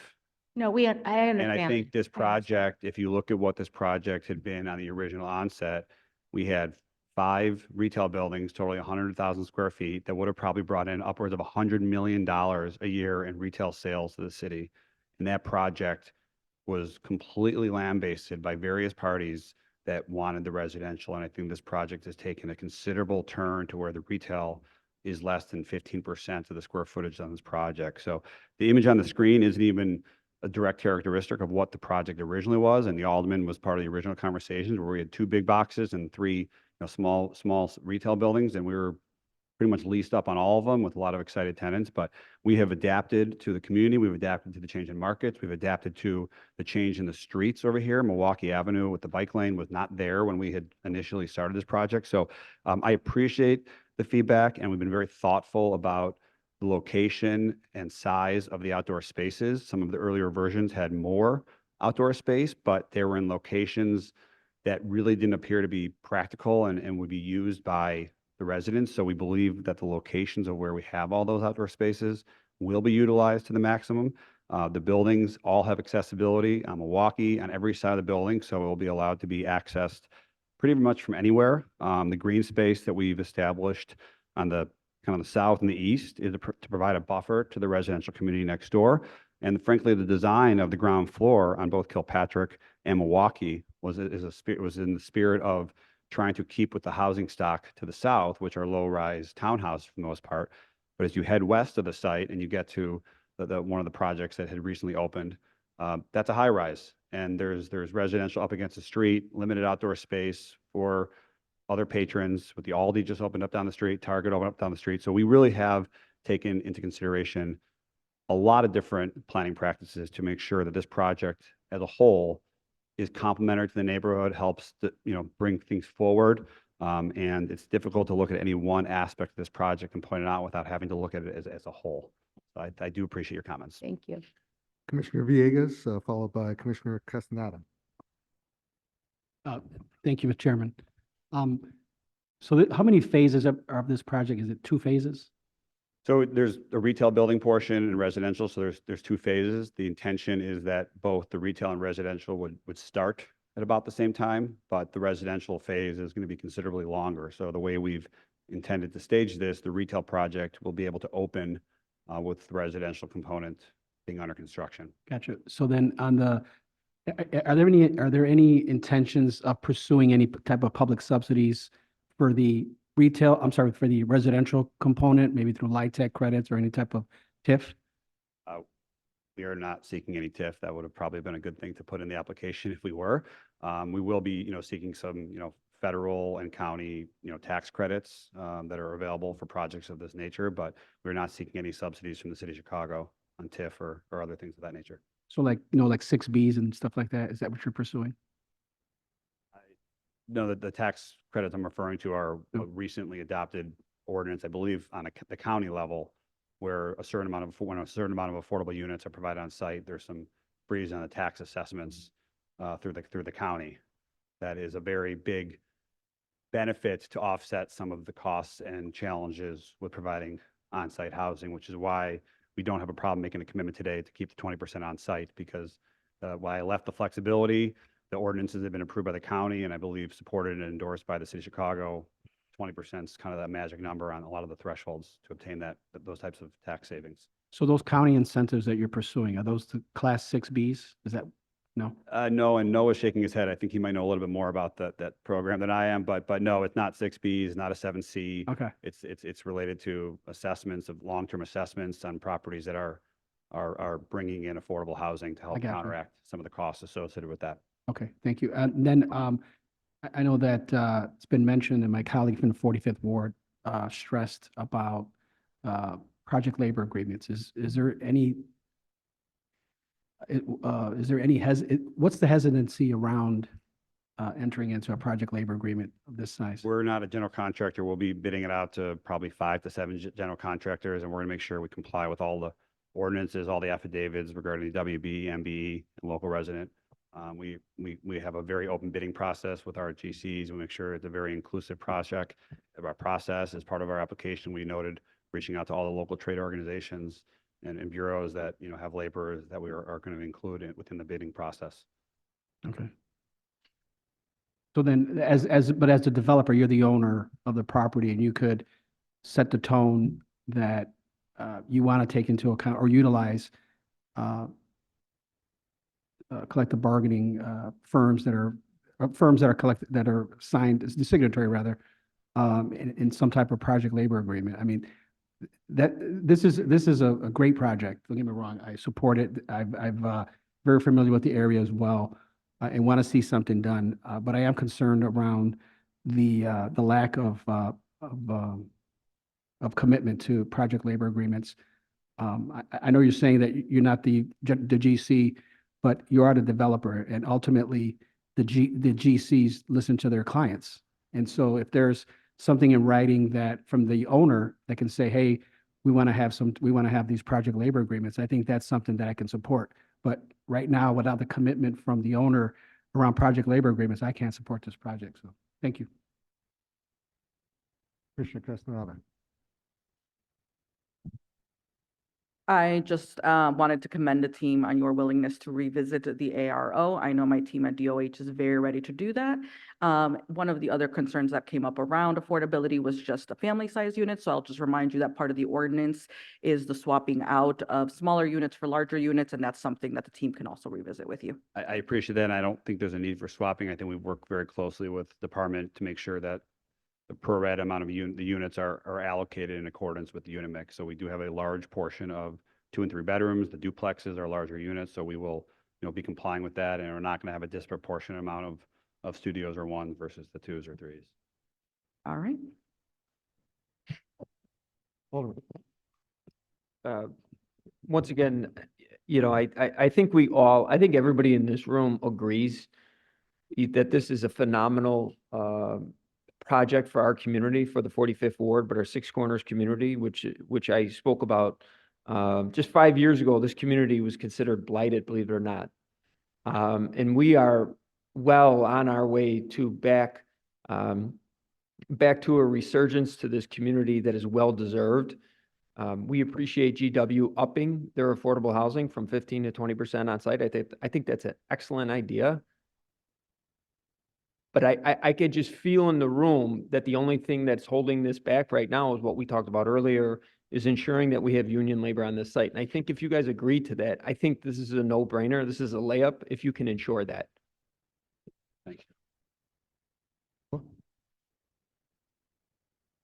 Noah Safranik, Department of Plan Development. I just wanted to close the loop for all the plan commissioners on some questions regarding the WMB compliance and just to clarify what we can have. So Commissioner, we track at the time of Plan Commission approval, we track a goal estimated by all of these developers when they come in and what they attest to do. What we then have is we rely on them to report out at the time they receive their occupancy. So I can ask Mitch and GW Properties here on the record that if we go back and look for other projects you brought here and they're missing reports, will you give us those reports so we can close the loop? Absolutely. And then we can provide through the chair to the department past track records on those reporting. Thank you. I do have a couple comments and actually a question. And as you can see, I think this is the first time in a while where you probably have more than 75% of the commissioners commenting. And you can see that we have particular interest in some of the key things that really need to make this development move forward. I'm just trying to understand, back on the affordable housing, the 3 bedrooms, how many of those affordable housing units would be in the three bedroom towns? Second here. So I'm reading So this at the correctly, fine? 15, you have.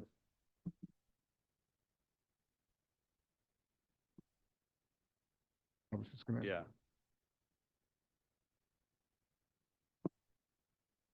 So the plan that was presented would have 5 3-bedroom units, and that was based on the 15%. So doing some rough math, I think it would be probably 6 or 7 with 20%. But I mean, we've made a commitment and to make sure the unit, you know, the unit allocation is consistent with the building allocation. So, you know, whatever numbers we presented, if they were based on the 15%, they would, you know, go up by approximately 25%. Good, good. And that's exactly what I was getting to. And I appreciate Commissioner Ray's kind of channeling her and also Commissioner Boatwright, third time, as well. So we just want to get that on the record again. If you wouldn't mind going back to slide 15. And one thing I do appreciate that this master plan and the development itself, the comparison between, I'm sorry, page I 15? believe it's page 15, where you actually show where you started and then where the Oh. design is today. Well, I'll point out before you comment that's more of like a midpoint of, So that's more of the midpoint- intermission on this project. Midpoint starting. of a 5-year process. Yeah. And I'm not sure. Yeah, if it was the I Alderman would have spent someone another else. hour here presenting the 12 Version plans 15. before the one in 2021, but is this the slide that you're looking for? Yes, Okay. yes, thank you. I do appreciate that this has evolved over time. I do appreciate that you are holding the corners and holding the street edge. It is a better plan. I also do appreciate it, and I wish I would see this in more developments where you actually do include 3 bedrooms in a townhome product as a base. I think that's a plus. I would love to see that in more of our higher density mixed-use developments.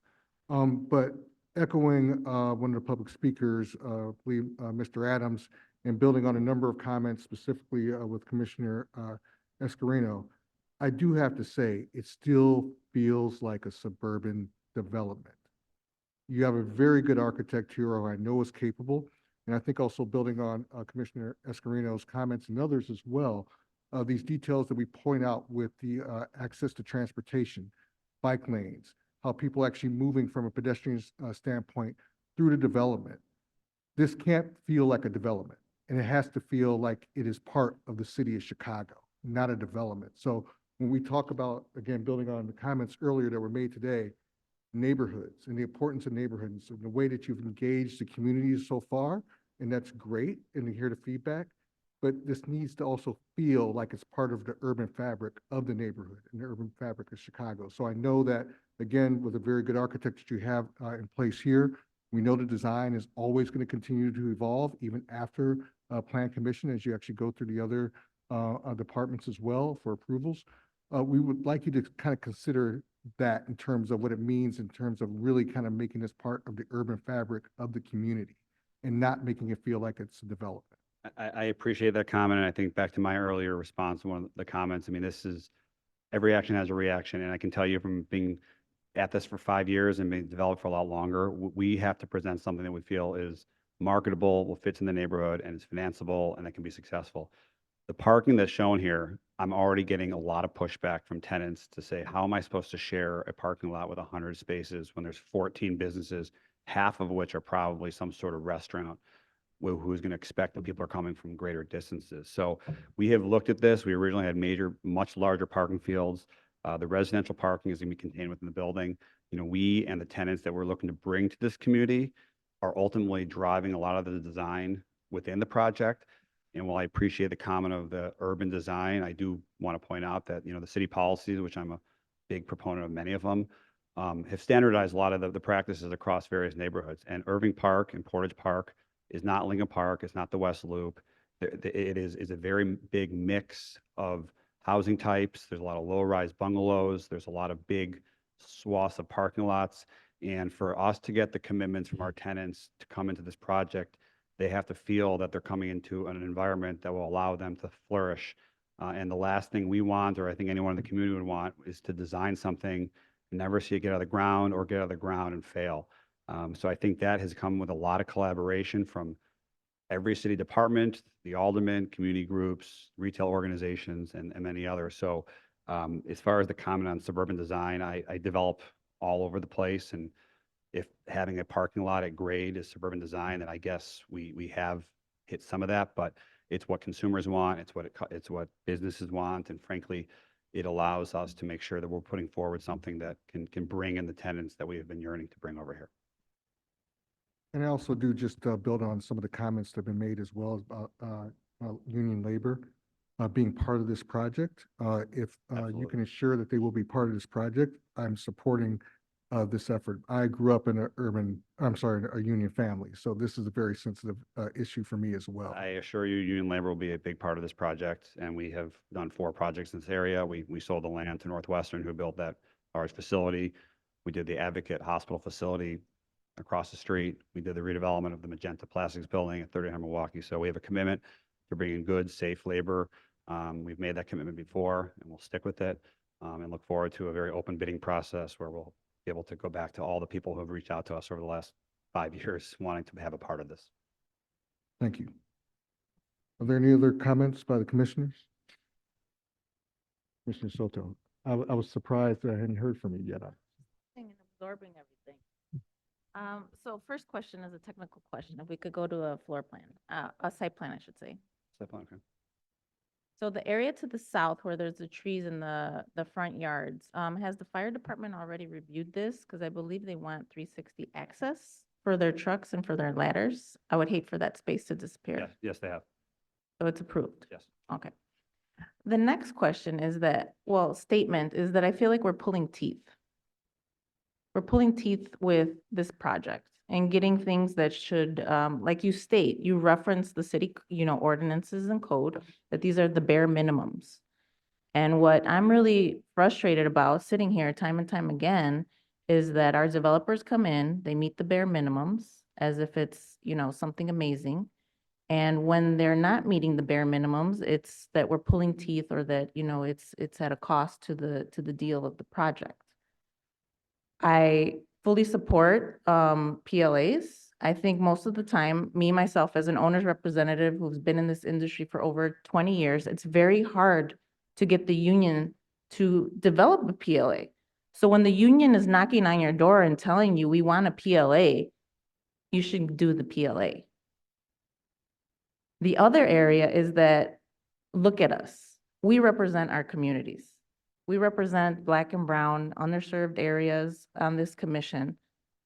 And to sit here and hear that the developer does not know MBE or WB participation on past projects, to me, is insulting.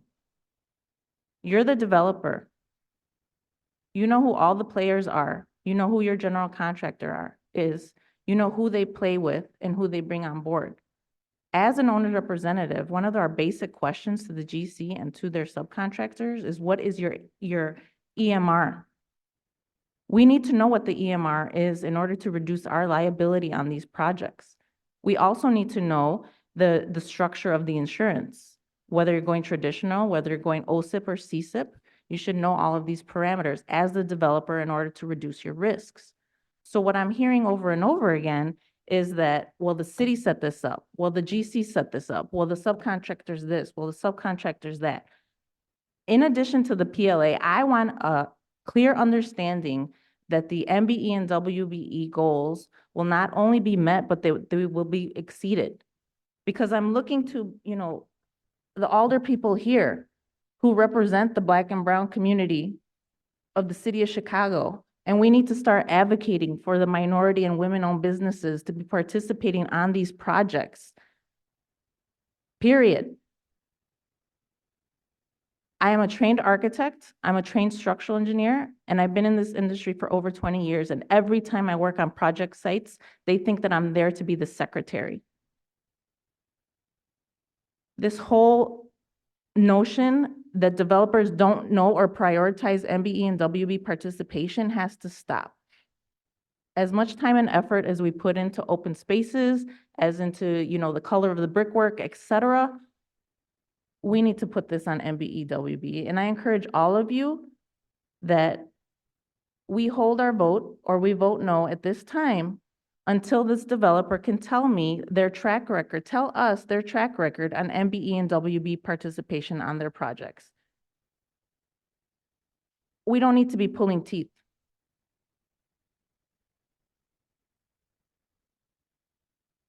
Thank you, Commissioner. Are there any comments from the commissioners? With that, I'd like to move this to a roll call vote. Few people have left. With the insurance that, I'm sorry, would you like to respond to any? I mean, I can particularly this respond, last I point, can, which I is a can very respond to important some. one. I can say that we've signed the city designed and drafted affidavit to comply with the MBB, WB, and local resident. So we filled that out, we signed it, we stand by it. You know, some of the things that are unknown at this point is because we are, you know, early in the process of the final design and bidding out, and we have nothing committed as far as who will do it, but we will use all the city imposed ordinances and practices to make sure that we have a safe environment. It's obviously in our best interest. All insurance is going to go through the city of Chicago and comply. So, you know, I will point out to just some of the general comments about the site design. I want to just point out that this site's somewhat of a blessing and a curse. It is a very unique site with how it's sized, how it's orchestrated. I mean, this is not, if this is a site that was on Milwaukee Avenue on its own, and the lot depth is 125 or 150, there's a lot less things to come up in the design. But because this is such a large site with large width, with a railroad track on one side, a state highway on one side, a small street on the other, and a pedestrian street, it has presented a lot of things that aren't really having to be considered in a lot of other projects. So we have worked very carefully and tirelessly at a great expense to try to find a balance. Is the project is perfect? No. I find any project will not be perfect, but I think we have found a nice balance to accommodate all of the people types, all the product types, to make sure that we're presenting something that we believe is marketable to the community. And it's been very well received in the community from a tenant standpoint. A lot of people clamoring on the residential side. So I'm not going to stand before you and tell you that I don't understand some of the things that are being raised, but you know, it is a constant balance, and that's what development is. It's not, if we're chasing perfection, we're not going to see the progress. And I think we have worked very carefully with the city of Chicago and the various departments and the various organizations to put together something that can be successful and be a very exciting project in a very changing community. So on that. Just wanna, sorry, good afternoon again, Mr. Chairman, esteemed commissioners. For the record, once more, Sarah Barnes, on behalf of the applicant team as zoning counsel. Commissioners, I just wanted to follow up. I agree, as one of very few women in this industry, I don't think you should have to pull teeth to get compliance with these types of things either, or to go above and beyond to meet the goals of the city. I will tell you, that the affidavit that was signed by the property owner, who will be hiring the GC, does specify, the percentages that will be met. It is a commitment, so at least 26% to MBEs, at least 6% to certified WBEs, and at least 50% to Chicago residents. So there is a commitment in place. This is part of the record that is being considered here today.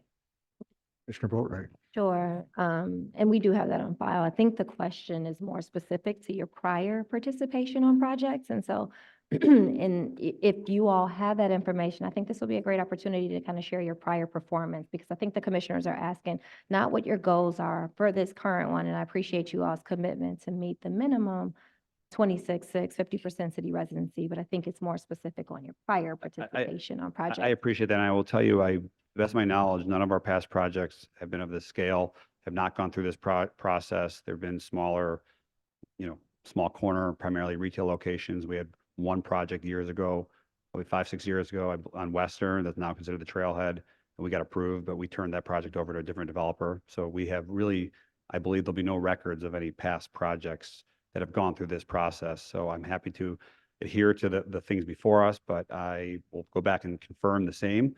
But Ms. Barnes has done all of our zoning work, and those projects have been much different and have not gone through this exact process.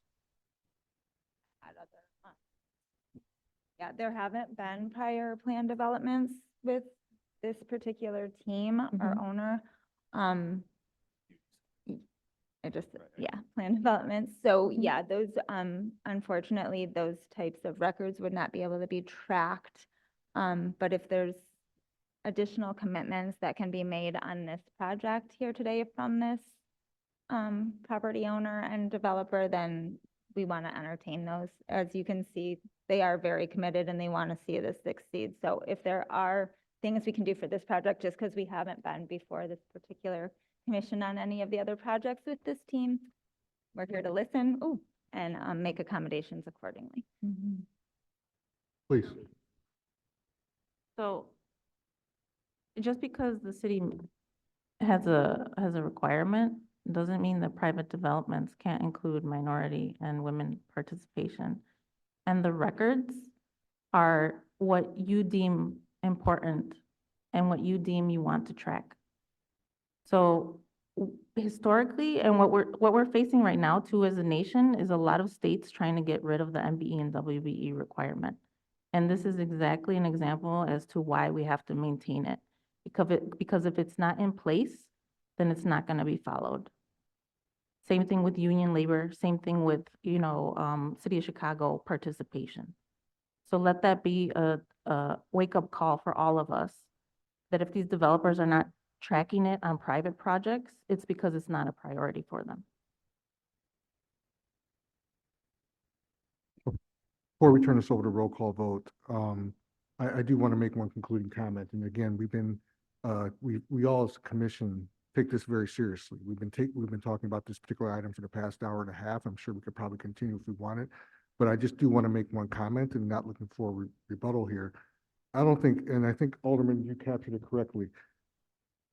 No project is perfect, and we're not seeking perfection here at the Plan Commission, but these are a number of things that we feel are basic things that either need to be covered or addressed or taken under consideration moving forward. So this is not about making the project perfect. It's not about doing what's right. It's doing what is needed to really have a better built environment for our city. So with that, unless there's any other comments, again, I believe this is probably the first one. I think we're over 90% of the commissioners who spoke on this. I'd like to move this to roll call vote. We lost a few people along the way. With the assurance that the union labor will be part of this project, Commissioner Brumfield is willing to vote yes. Commissioner Boatright. Commissioner Castaneda. Yes. Commissioner Dow. Commissioner Escanaro. Commissioner LaSpada. Commissioner Murphy. Yes. Commissioner Reyes. Commissioner Soto. Commissioner Tillman. Commissioner Villegas.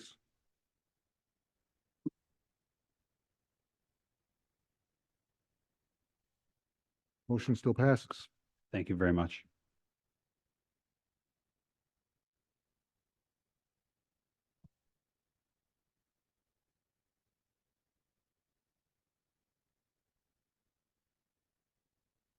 Next item is listed as D4, property renovation of an addition to an existing building in the private lakefront protection district by Acres Inc. at the property generally located at 101 East Oak Street. The applicant requests to add a glazed atrium to the front of the existing two-story commercial building, which is being leased by Acres Inc. to operate a retail clothing boutique. The site is 2,608 square feet, and there is no off-street accessory parking provided at this site. Because of the site's location in a private lakefront protection district, the proposed construction is subject to a hearing before the Chicago Plan Commission. This is LF number 782 in the 42nd Ward. James Gwinner will provide the context overview and present the proposed plan. James. Good afternoon, Chairman and Commissioners. For the record, my name is James Gwinner with the Department of Planning and Development. I'm joined by representatives of the project team of 101 East Oak Street. This application has been filed for review by the Chicago Plan Commission under the Lake Michigan and Chicago Lakefront Protection Ordinance. The applicant appears here today because they are seeking to construct a glass-enclosed atrium addition at the front facade of the existing property at this address. The subject site is located within the private use zone of the Lake Michigan and Chicago Lakefront Protection District, and therefore the proposed amendments of the site are regulated by Section 16-4-150 of the Lake Michigan and Chicago Lakefront Protection Ordinance and require approval from the Chicago Plan Commission. The subject site is located in the near north side community area and is situated in the Oak Street Commercial Corridor. The Central Area Action Plan of 2009 is the prevailing plan for this area. According to the 2020 census, 105,481 residents live in the area with a median household income of approximately $114,790. One-person households predominate in this area at 57% of the total.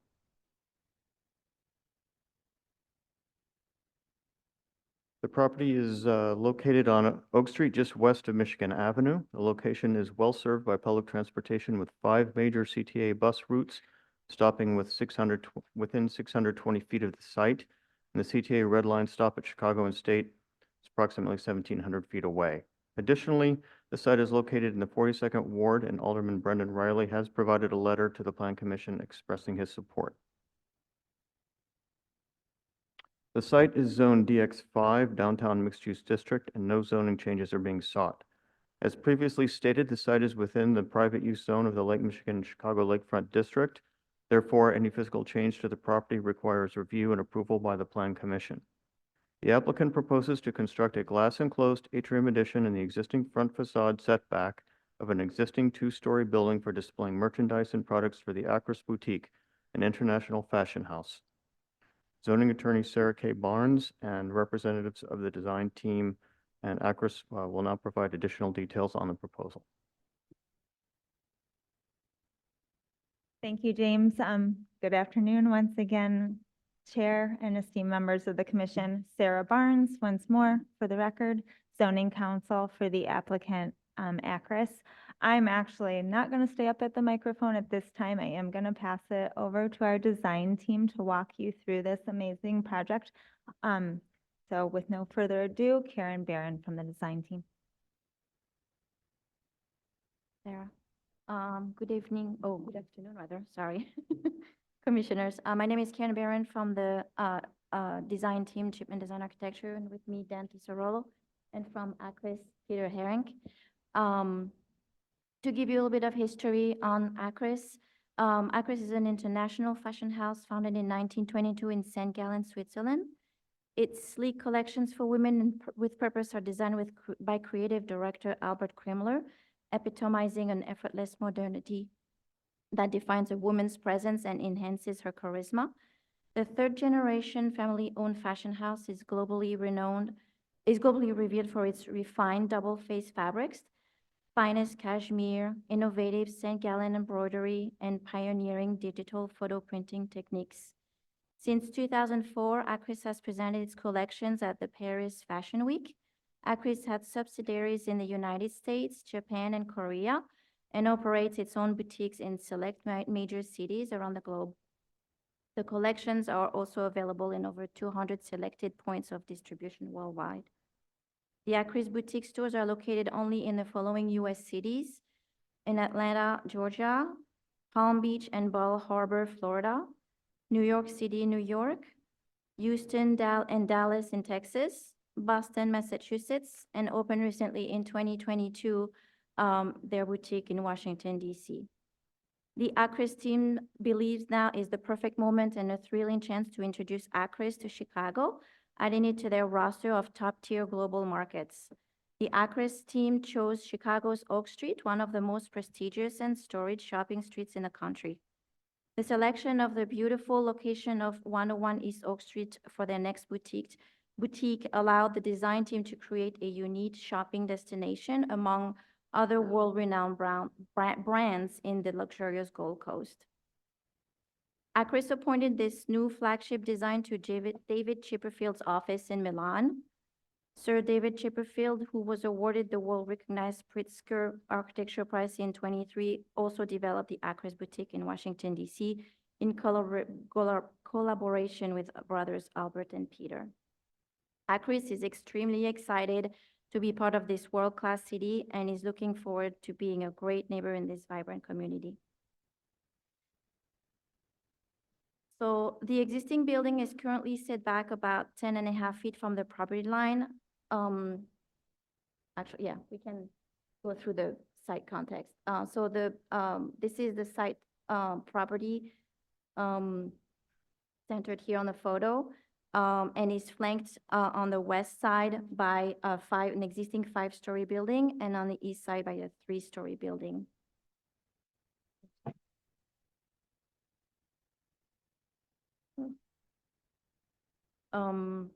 The central area action plan is the prevailing plan for this area, and the proposed project complies with the goals of the CAAP by strengthening the Oak Street Council retail corridor through the redevelopment of the site. Yeah, yes, yes.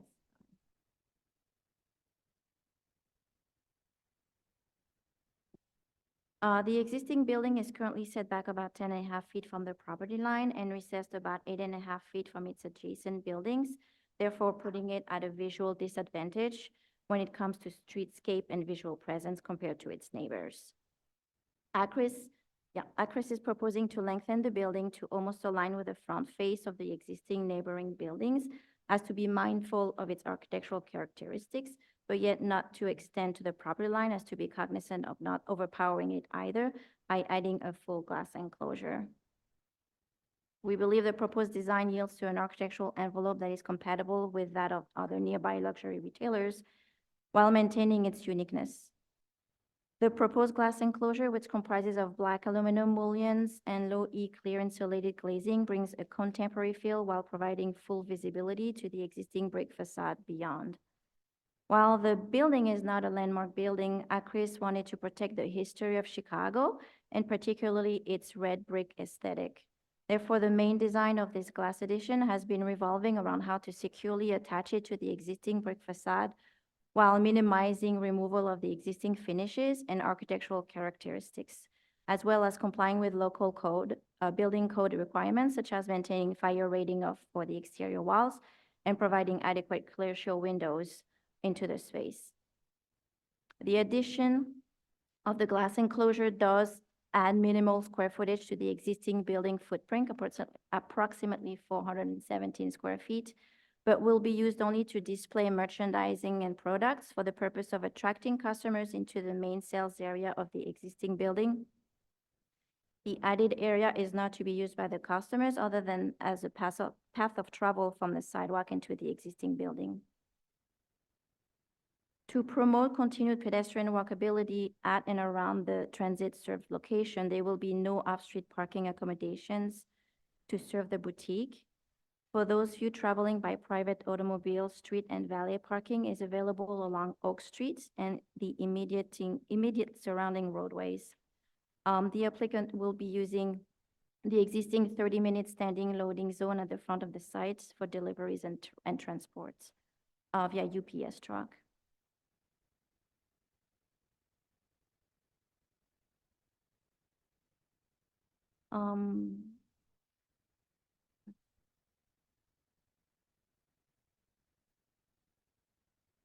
With profound interest in the site, the applicant began engaging with the local community liaison and stakeholders in fall of 2022, first with an introduction of the company and the proposal to Alderman Brendan Riley of the 42nd Ward.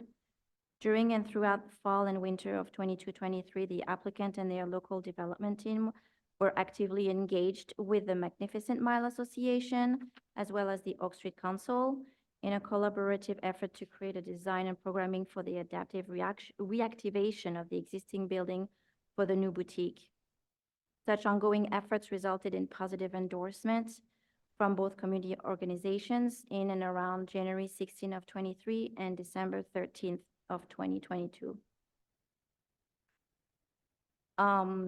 Following, the applicant began the permitting process for the proposed renovations, which led to the intake meeting with the city's Department of Planning Department on January 30th of this year, and ongoing reviews and coordination thereafter pursuant to the Lake Michigan and Chicago Lakefront Protection Ordinance.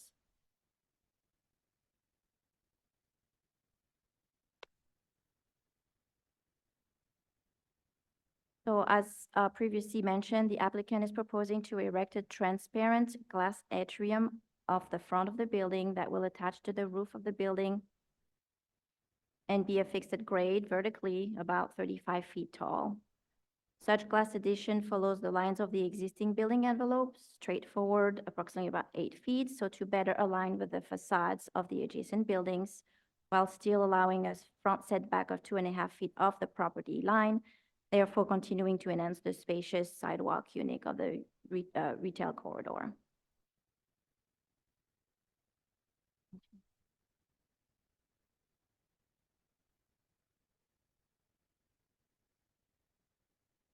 The existing streetscape consisting of large trees, cast iron lamppost, raised planter are to remain. As mentioned before, there is an existing 30-minute loading zone sign area in front of the building that will remain as well and used for weekly deliveries. We have been collaborating with the Oak Street Council as well, and in an effort to continue with the street furniture planning that they have underway, we're proposing to install a concrete bench in place of the bike racks to provide a harmonious streetscape and communal pedestrian experience, but to also provide additional security measures to combat the smash and grab robberies. The proposed glass atrium will be as wide as the existing building width and will maintain code-required gangway to the west side to allow for means of egress out of the basement. Facing north, the glass atrium provides large display windows allowing for visibility into the store, while the walls on the east and west side will be opaque in order to provide the code-required fire rating needed due to the proximity of the adjacent buildings. And the accessible entry will be recessed as required as to not disrupt the pedestrian flow from the sidewalk.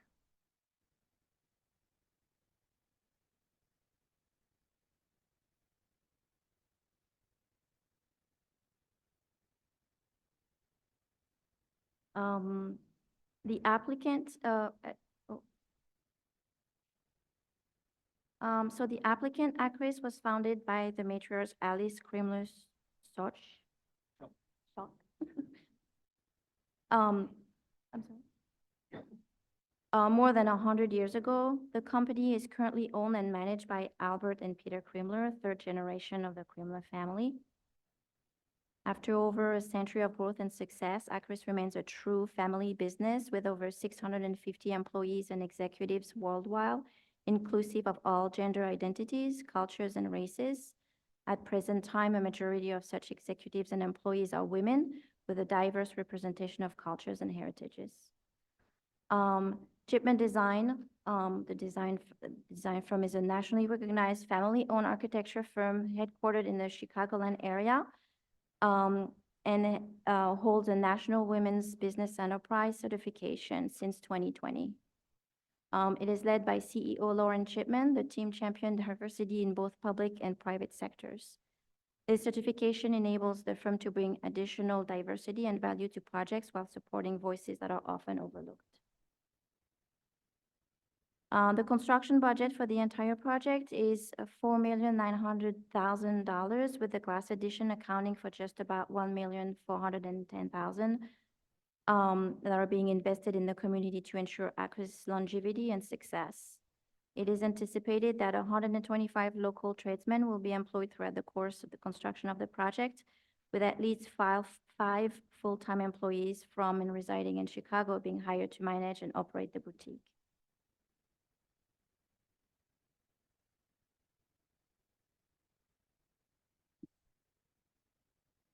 Good afternoon. I'm Peter Herink. I'm the CEO of the Americas at Acris.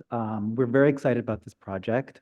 As Karen mentioned, we are a 100-year-old company, having celebrated in fall 2022 with our first celebration here in Chicago, directly following our Paris presentation. Chicago, we've had a long history here, having worked with Neiman Marcus, Saks Fifth Avenue, and Nordstrom. It's been a priority to be one of our boutiques in the US for a very long time, so we're very excited to be a part of the city. Thank you.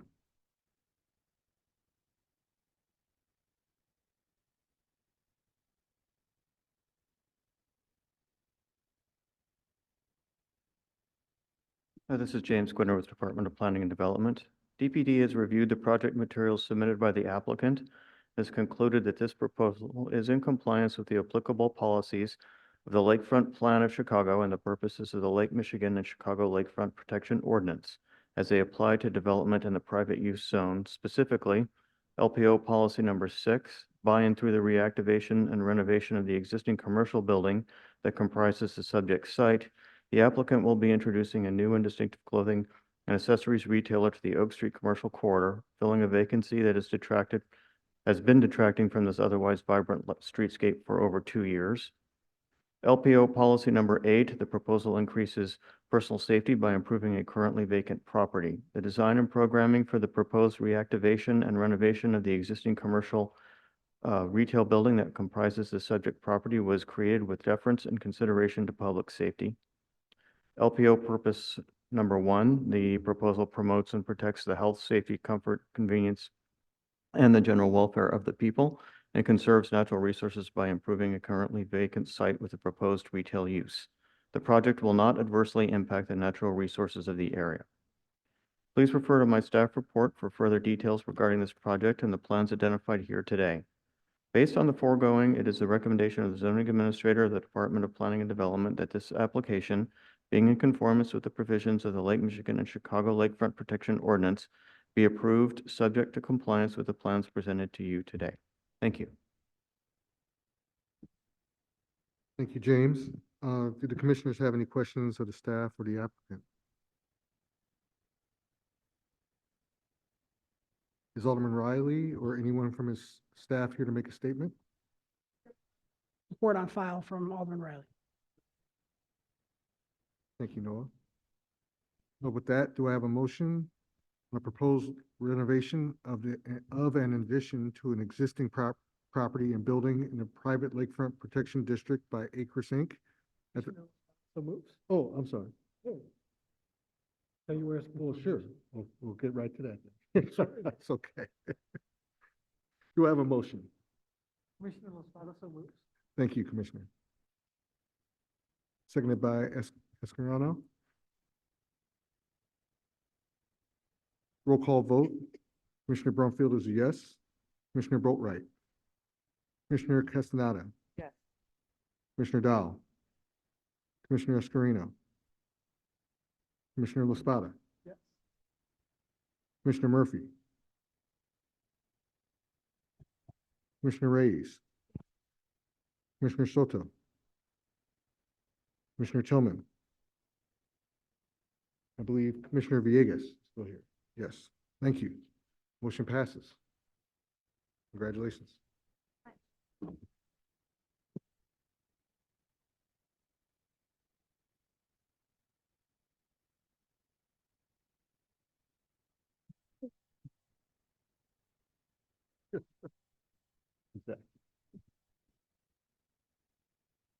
The next item on today's list is D5.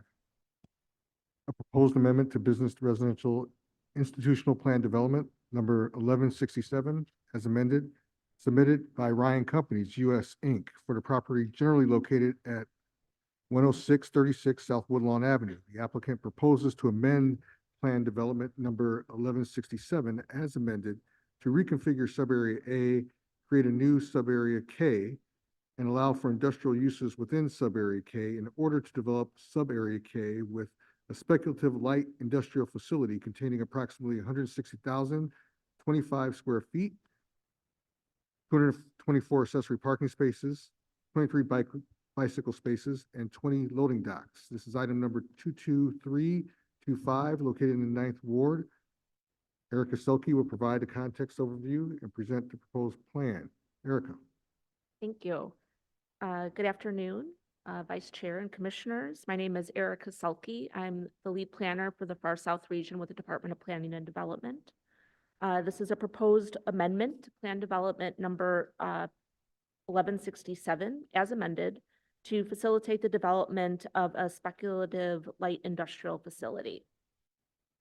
The site is located in the Pullman community area, about 12 miles south of the Loop, and is well connected to downtown Chicago through Metra and Interstate 94. Plan Development 1167, which is outlined in yellow on the screen, was established in 2010 and has been amended a number of times since then. It is commonly known as Pullman Park and includes industrial and commercial use tenants. It is located adjacent to Bishop Ford Expressway, Interstate 94. It's south of 103rd Street and north of 111th Street. The Pullman Historical National Park is just to the west of the site. Mariah DeGrino, the project attorney, will now present the project.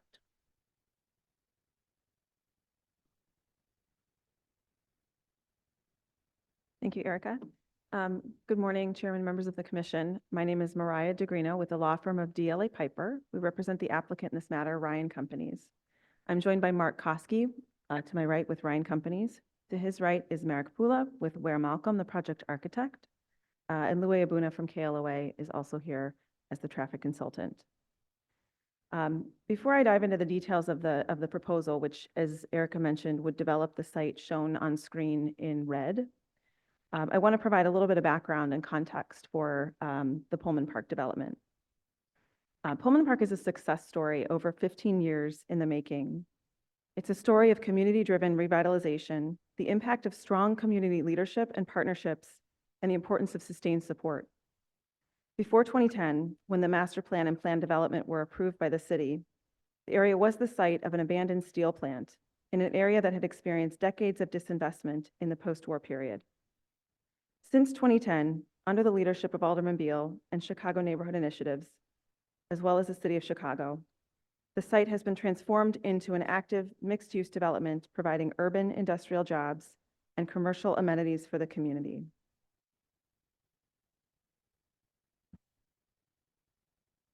The positive impacts of Pullman Park have rippled throughout the community with developments like Pullman Community Center and the development designation of Pullman National Park.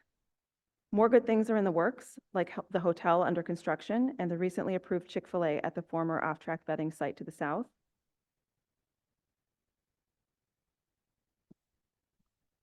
Ryan Companies has had a firsthand view of the transformation as the developer of the Whole Foods Distribution Center, the developer of the S.C. Johnson Warehouse, which now supports the Method Factory, and the Amazon Pullman facility.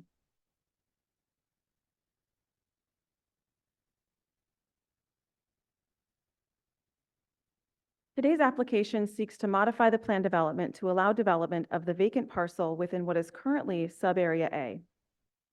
Sub-Area A was initially planned for development with a shopping center. As the first phase of development in 2011, Pullman Park Shopping Center was developed in Sub-Area A. However, a portion of Sub-Area A remained vacant and undeveloped as demand for brick and mortar retail declined.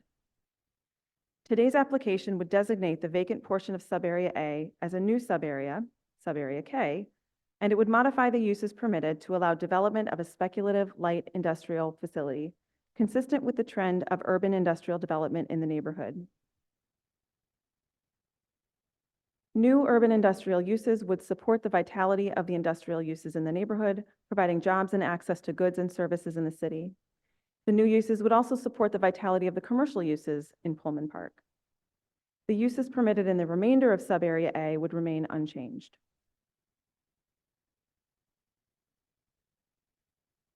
This slide is showing you an aerial view of the development parcel outlined in orange.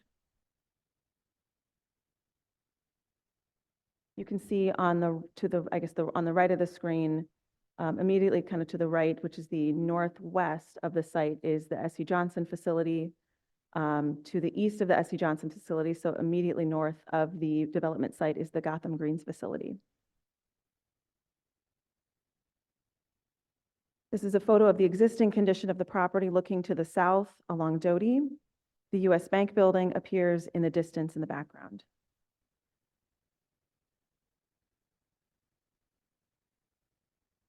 New Sub-Area K consists of a 9.4 acre site on which Ryan plans to construct a 160,025 square foot building that could be divided into 2 tenant spaces.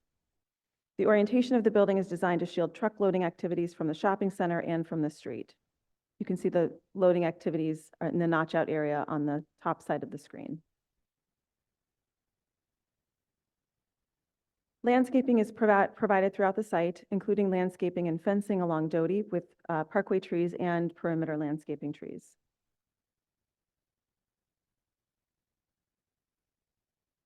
The project will meet the city's stormwater management ordinance requirements, largely by tying into facilities within overall Pullman Park development.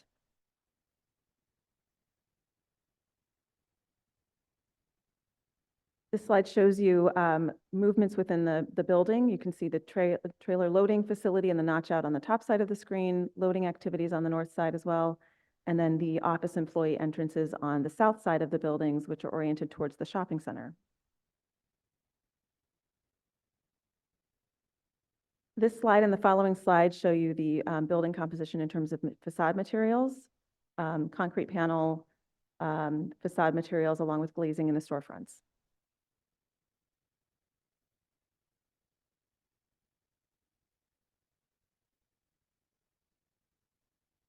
This is showing you a rendered view from the southeast, looking towards the northwest. You can see in the foreground, one of the office tenant spaces that would be designated at the corner, again, facing the street and facing the shopping center. And a similar rendered view showing the overall site context. You can see again to the north, Gotham Greens and the S.C. Johnson building. The Whole Foods Distribution Center is to the west of the site, and then the shopping center appears to the south. The orientation of this view is looking from the south to the north.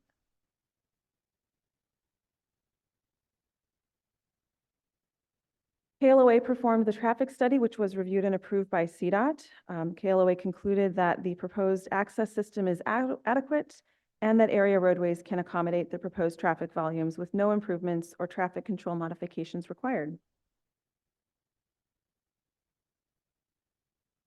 You can see the access points on this slide as well, showing truck traffic coming in on the north and vehicular traffic coming in on the south.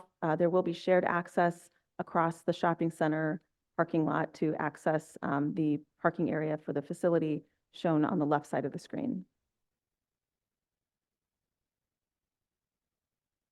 The project will meet the city's sustainable policy matrix by providing 100 points.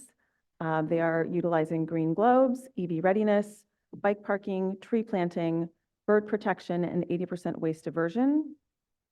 I will also note that the facility is providing 20% of the parking stalls on site as EV ready in accordance with the code, as well as making the solar roof ready, or the roof solar ready, 40% of that, again, in conformance with the code.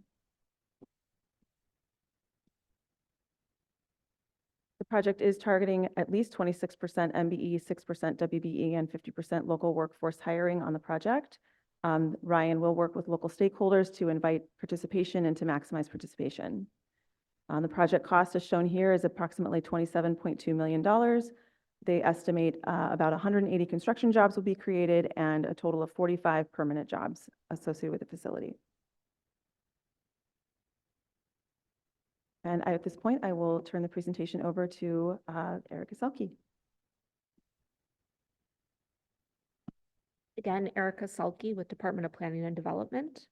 DPD has concluded that this proposal is appropriate for the site and supports this development as it minimizes conflict with existing traffic patterns per zoning code section 17-8-904A and provides landscaping of the open areas on the site per zoning code section 17-8-0909.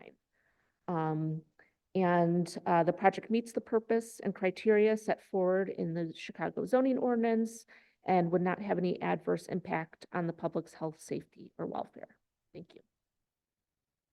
Thank you, Erica. Do the commission have any questions of the staff or the applicant? Commissioner Soto? Question. For the pre-construction estimation, who provided that service?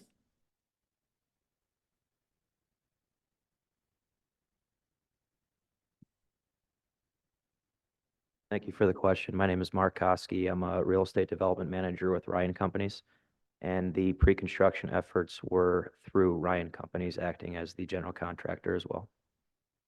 Acting as the general contractor, do you do your estimating in-house or do you procure, those estimates from the subcontractor market? Initially, at this stage of the design, it's in-house based on recent trends and past developments. And what phase in the design process are you in? We've just recently released Where Malcolm to begin full design efforts. DDs, CDs, SDs, Right now, we're at the SDs. SDs? Okay. Thank you. Any other comments? Alderman Beal, anyone from his staff, or is Alderman Beal present? Or a letter on file? He's not, but we do have a letter on file from Alderman. There's no other questions or comments from the commissioners? Actually, I should ask if we do have a motion on a proposed amendment to Business Residential Institutional Plan Development Number 1167 as amended, submitted by Ryan Companies US Inc. for the property generally located at 10636 South Woodlawn Avenue, finding that it meets the requirements for approval. We have a motion? So moved by Commissioner Boatright, seconded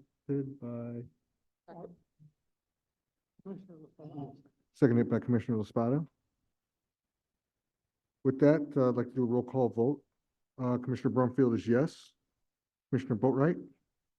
Commissioner Castaneda? Yes. Commissioner Escarino? Commissioner Laspada? Commissioner Reyes? Yes. Commissioner Soto? Commissioner Tillman? Commissioner Villegas? Motion passes. Thank you. Congratulations.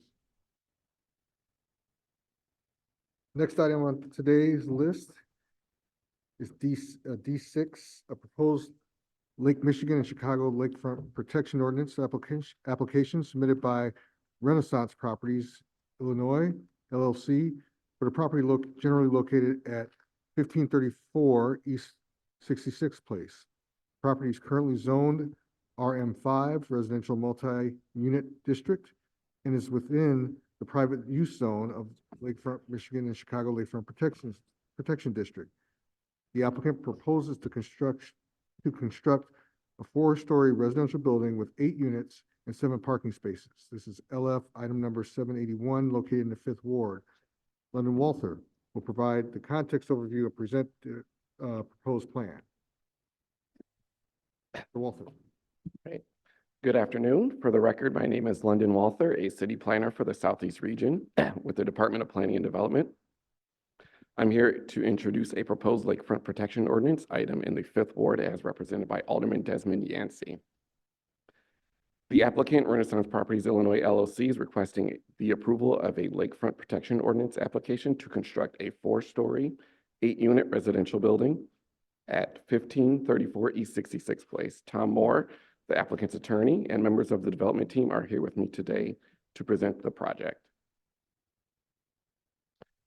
The project is located in the Woodlawn community area, which has a rich and diverse history. Woodlawn is the home to Jackson Park, which, as many of you know, is the site of the 1893 World's Fair.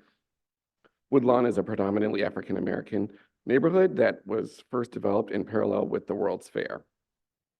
The population is currently a little over 24,000 people, which is down from its mid-century peak of over 80,000 people. But after decades of depopulation and disinvestment, the neighborhood has seen an increased interest following the planning and now construction of the Obama Presidential Center.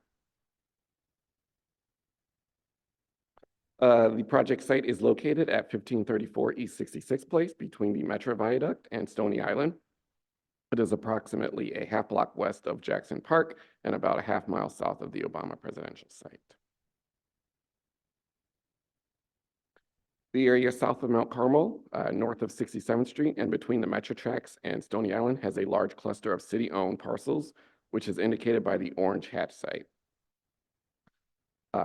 It is a focus area for infill housing development for the Department of Planning and Development. I'll note that this is a lakefront protection item only and does not involve any land sale or city zoning change. It is therefore by right except for the approval of the LPO. Here's a further zoomed in aerial of the site showing its proximity to Jackson Park. Larger planning context includes nearby efforts, including the 2018 South Lakefront Plan, which created the framework for revitalizing Jackson Park as well as the South Shore Quality of Life Corridor plans. These are nearby and don't directly affect the site, but are shown to indicate that there is an increased planning effort and focus on this general area. Now, I would like to pass it off to the development team to go over the details of the proposed project. Thank you, London, and members of the commission. My name, for the record, is Tom Moore. I'm here today with Mike Lassis, who is the principal in Renaissance Properties.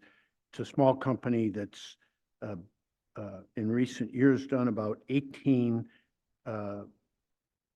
developments within a mile or so of this area, mostly 2 flats, 3 flats, as many as 6. This 8 unit is a little bit bigger than he's been doing. I think he's never been before the Plan Commission, or I think he was a little surprised that because he was 2 blocks from the lakefront that he had this process to go through, but we've embraced it. We've worked with London and his staff and made accommodations and changes as we've gone. It started out as a 3.5 story. It's now a 4-story because of accessibility issues. And we're here today to ask for your support as well. At this time, I'd ask John Pimento, who is a principal in PMPC Architects, to take you through the actual project.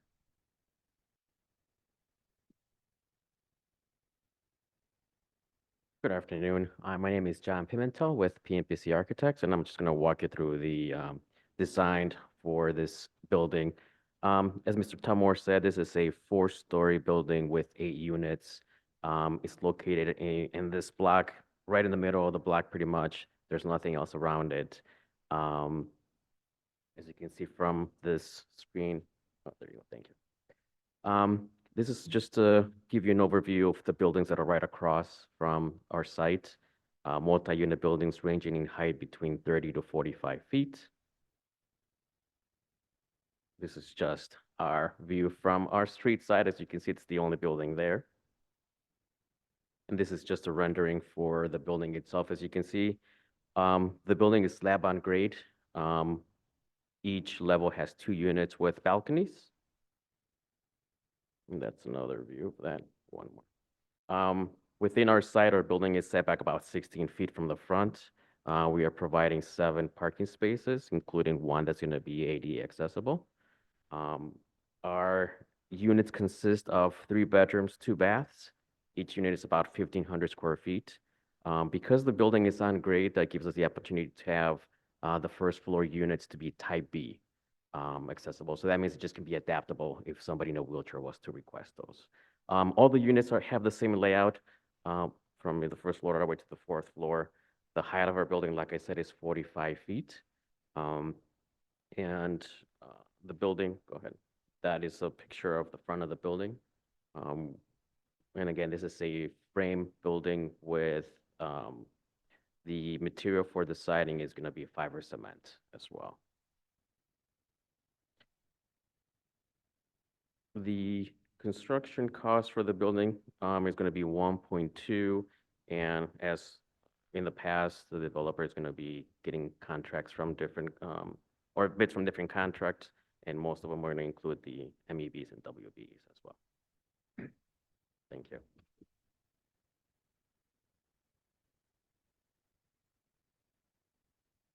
Again, for the record, I'm London Walther from DPD. The Department of Planning and Development has reviewed the project materials submitted by the applicant and has concluded that this proposal is in compliance with the applicable policies of the Lakefront Plan of Chicago and the purposes of the Lake Michigan and Chicago Lakefront Protection Ordinance based on the following policies. Policy number 8, the proposal will increase personal safety by activating an underutilized stretch of East 66th Place by reducing the amount of vacant land and increasing density and eyes on the street. Policy number 10, the proposal will promote a harmonious relationship between the Lakeshore Parks and the community edge by bringing more residential units within 1 block of Jackson Park. Policy number 14, the proposal is consistent with the residential density, scale, and fabric of the existing community. Department of Planning and Development has determined that the policies not enumerated here are not applicable or not the primary objective of this proposal. Based on the foregoing, it is the recommendation of the zoning administrator of the Department of Planning and Development that this application, being in conformance with the provisions of the Lake Michigan and Chicago Lakefront Protection Ordinance, be approved, subject to the compliance with the plans presented to you today. DPD staff and representatives of the development team are here to answer any questions. Thank you, London. Before we move on to any questions or comments from the commissioners, we do have one person signed in to speak on this item. Mr. Adams. I've been waiting for this one. For the record, my name is Butler Adams. I'm actually a resident of Woodlawn. My family has been in the neighborhood for more than 100 years, and my family building has been in the family for 90 years. There's a McDonald's across the street. I used to go there 40 years ago. They had a merry-go-round. And right east of where your project is, 10 years ago was a roughly 16-unit building of 3 floors that I took pictures of. They had a fire and got demolished. So this is by no means out of context. And in fact, I would love to see even more density, even taller buildings. In one of your overheads, just to the south, there's like a Chase Bank. At one time until like 1977, there was a 10-story building on that site called the Southmore Hotel. We can have a lot more density in this area, and I want a lot more density. And I want to thank you all for putting the amount of population my neighborhood has lost basically since 1950. And the fact that you said this building is going to cost $1.2 million, if you would have sold that, you'd have had an extra tax on it as well. So, you know, there's a thing here about affordability and density and how that all works out. I want a lot more density. You all are also right near the IC tracks. Metro Electric is right there. There was a station at 67th Street for a long time. It's been close to 40 years. We are not utilizing the infrastructure that we have. If we have more density along Metro Electric, we can have more of those stations open.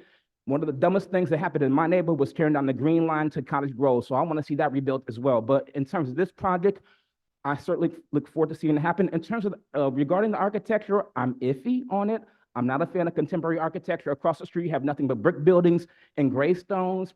And I've seen stuff like this further west, like along Evans and 63rd, and the contemporary stuff. But I'm looking forward to a lot of these vacant lots filled. So this is my neighborhood.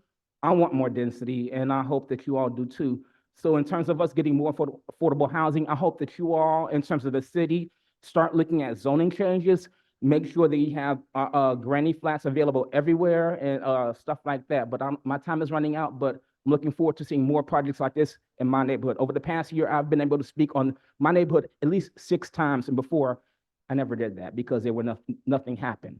So this is a step forward, and I want more. It's not greedy, but I want more. Thanks. Thank you, Mr. Adams. Do commissioners have any questions of the staff or the applicant? Please. For your previous developments, who's been the general contractor? I'm Mike Slazes with Renaissance Properties. We are the general contractor. So you're the general contractor, Yes. and how's your participation been for minority and women businesses? Well, we're a small business located in this area. Our office is actually in Woodlawn, and all of our projects have been in this area. We employ, about 10 contractors on our projects, of which 5 of them are minority owned. They're not registered as MBEs, but they're minority owned. I have about 6 people that work for me constantly on maintenance because we own and manage properties in the area. We've been in the area for 20 years. We love the area, and we're committed to the area. I'm hands-on. My wife is the building manager, and we have 6 people that work for us constantly that are Black and brown, and actually 1 woman also who works for us constantly on a normal basis. Thank you. Commissioner LaSpada. Yes, thank you very much. For what it's worth, I did take a moment to reach out to Alderperson Yancey, who did confirm his support for the project as well. I was just curious, is the plan for the tenure to be ownership or rental units? This will be rental units. Okay, cool. They look like beautiful units. Thank you, sir. Thank you, Chair. Any other comments? Commissioner Villegas. Thank you, Chairman. A lot of vacant lots out there. Are you still looking in that area to continue to try to get some more developments in that area, or just? Well, yeah, we're always looking to, I mean, we've gone from one property in the area 20 years ago to 20 properties in the area. Okay, So cool. yeah, we're always, we do about 1 or 2 projects a year. That's about it. Gotcha. Well, thank you for investing in Chicago. Shameless plug for us, the department, we have our Shy Block Builder program that has several of these lots online, and we have told every developer that's come here for lakefront approvals to keep an eye on it and go get those lots if available. I think my comments were already made. It's not even so much about this effort, which we appreciate you coming forward to the Plan Commission, but we want to understand what your next ones are. A lot of vacant lots in this neighborhood, as you well know. So, thank you. Alderman Yancey, I understand, does he have a position letter on file? Very good. Do commissioners have any other questions for the staff or this applicant? If not, do I have a motion on a proposed Michigan Chicago Lakefront Protection Ordinance application submitted by the Renaissance Properties Illinois LLC for the property generally located at 1534 East 66th Place, finding that it meets the requirements for approval? Do I have a motion? So moved by Commissioner Escarino, by Commissioner Tillman. With that, we'll do a roll call vote. Commissioner Brumfield is yes. Commissioner Boatright. Commissioner Castaneda. Commissioner Escarino. Commissioner Laspada, sorry. Commissioner Reyes. Yes. Commissioner Soto. Commissioner Tillman. Commissioner Villegas. The motion passes. Congratulations. We look forward to seeing a few more of these. And with that, I'd like to call, actually, this concludes this month's meeting of the Chicago Plan Commission. Do I have a motion to adjourn? So moved by Commissioner Reyes, seconded by Commissioner Laspada, seconds. Roll call vote. Commissioner Brumfield, yes. Commissioner Boatright, yes. Commissioner Castaneda. Yes. Commissioner Escarino. Commissioner Laspada. Yes. Commissioner Reyes. Commissioner Reyes. Yes, I'm sorry. That's okay. Commissioner Soto. Oh, that's, okay. Commissioner Tillman and Commissioner Villegas. Yes. Thank you, and I wish everyone a happy NCAA tournament. Good luck with your bracket.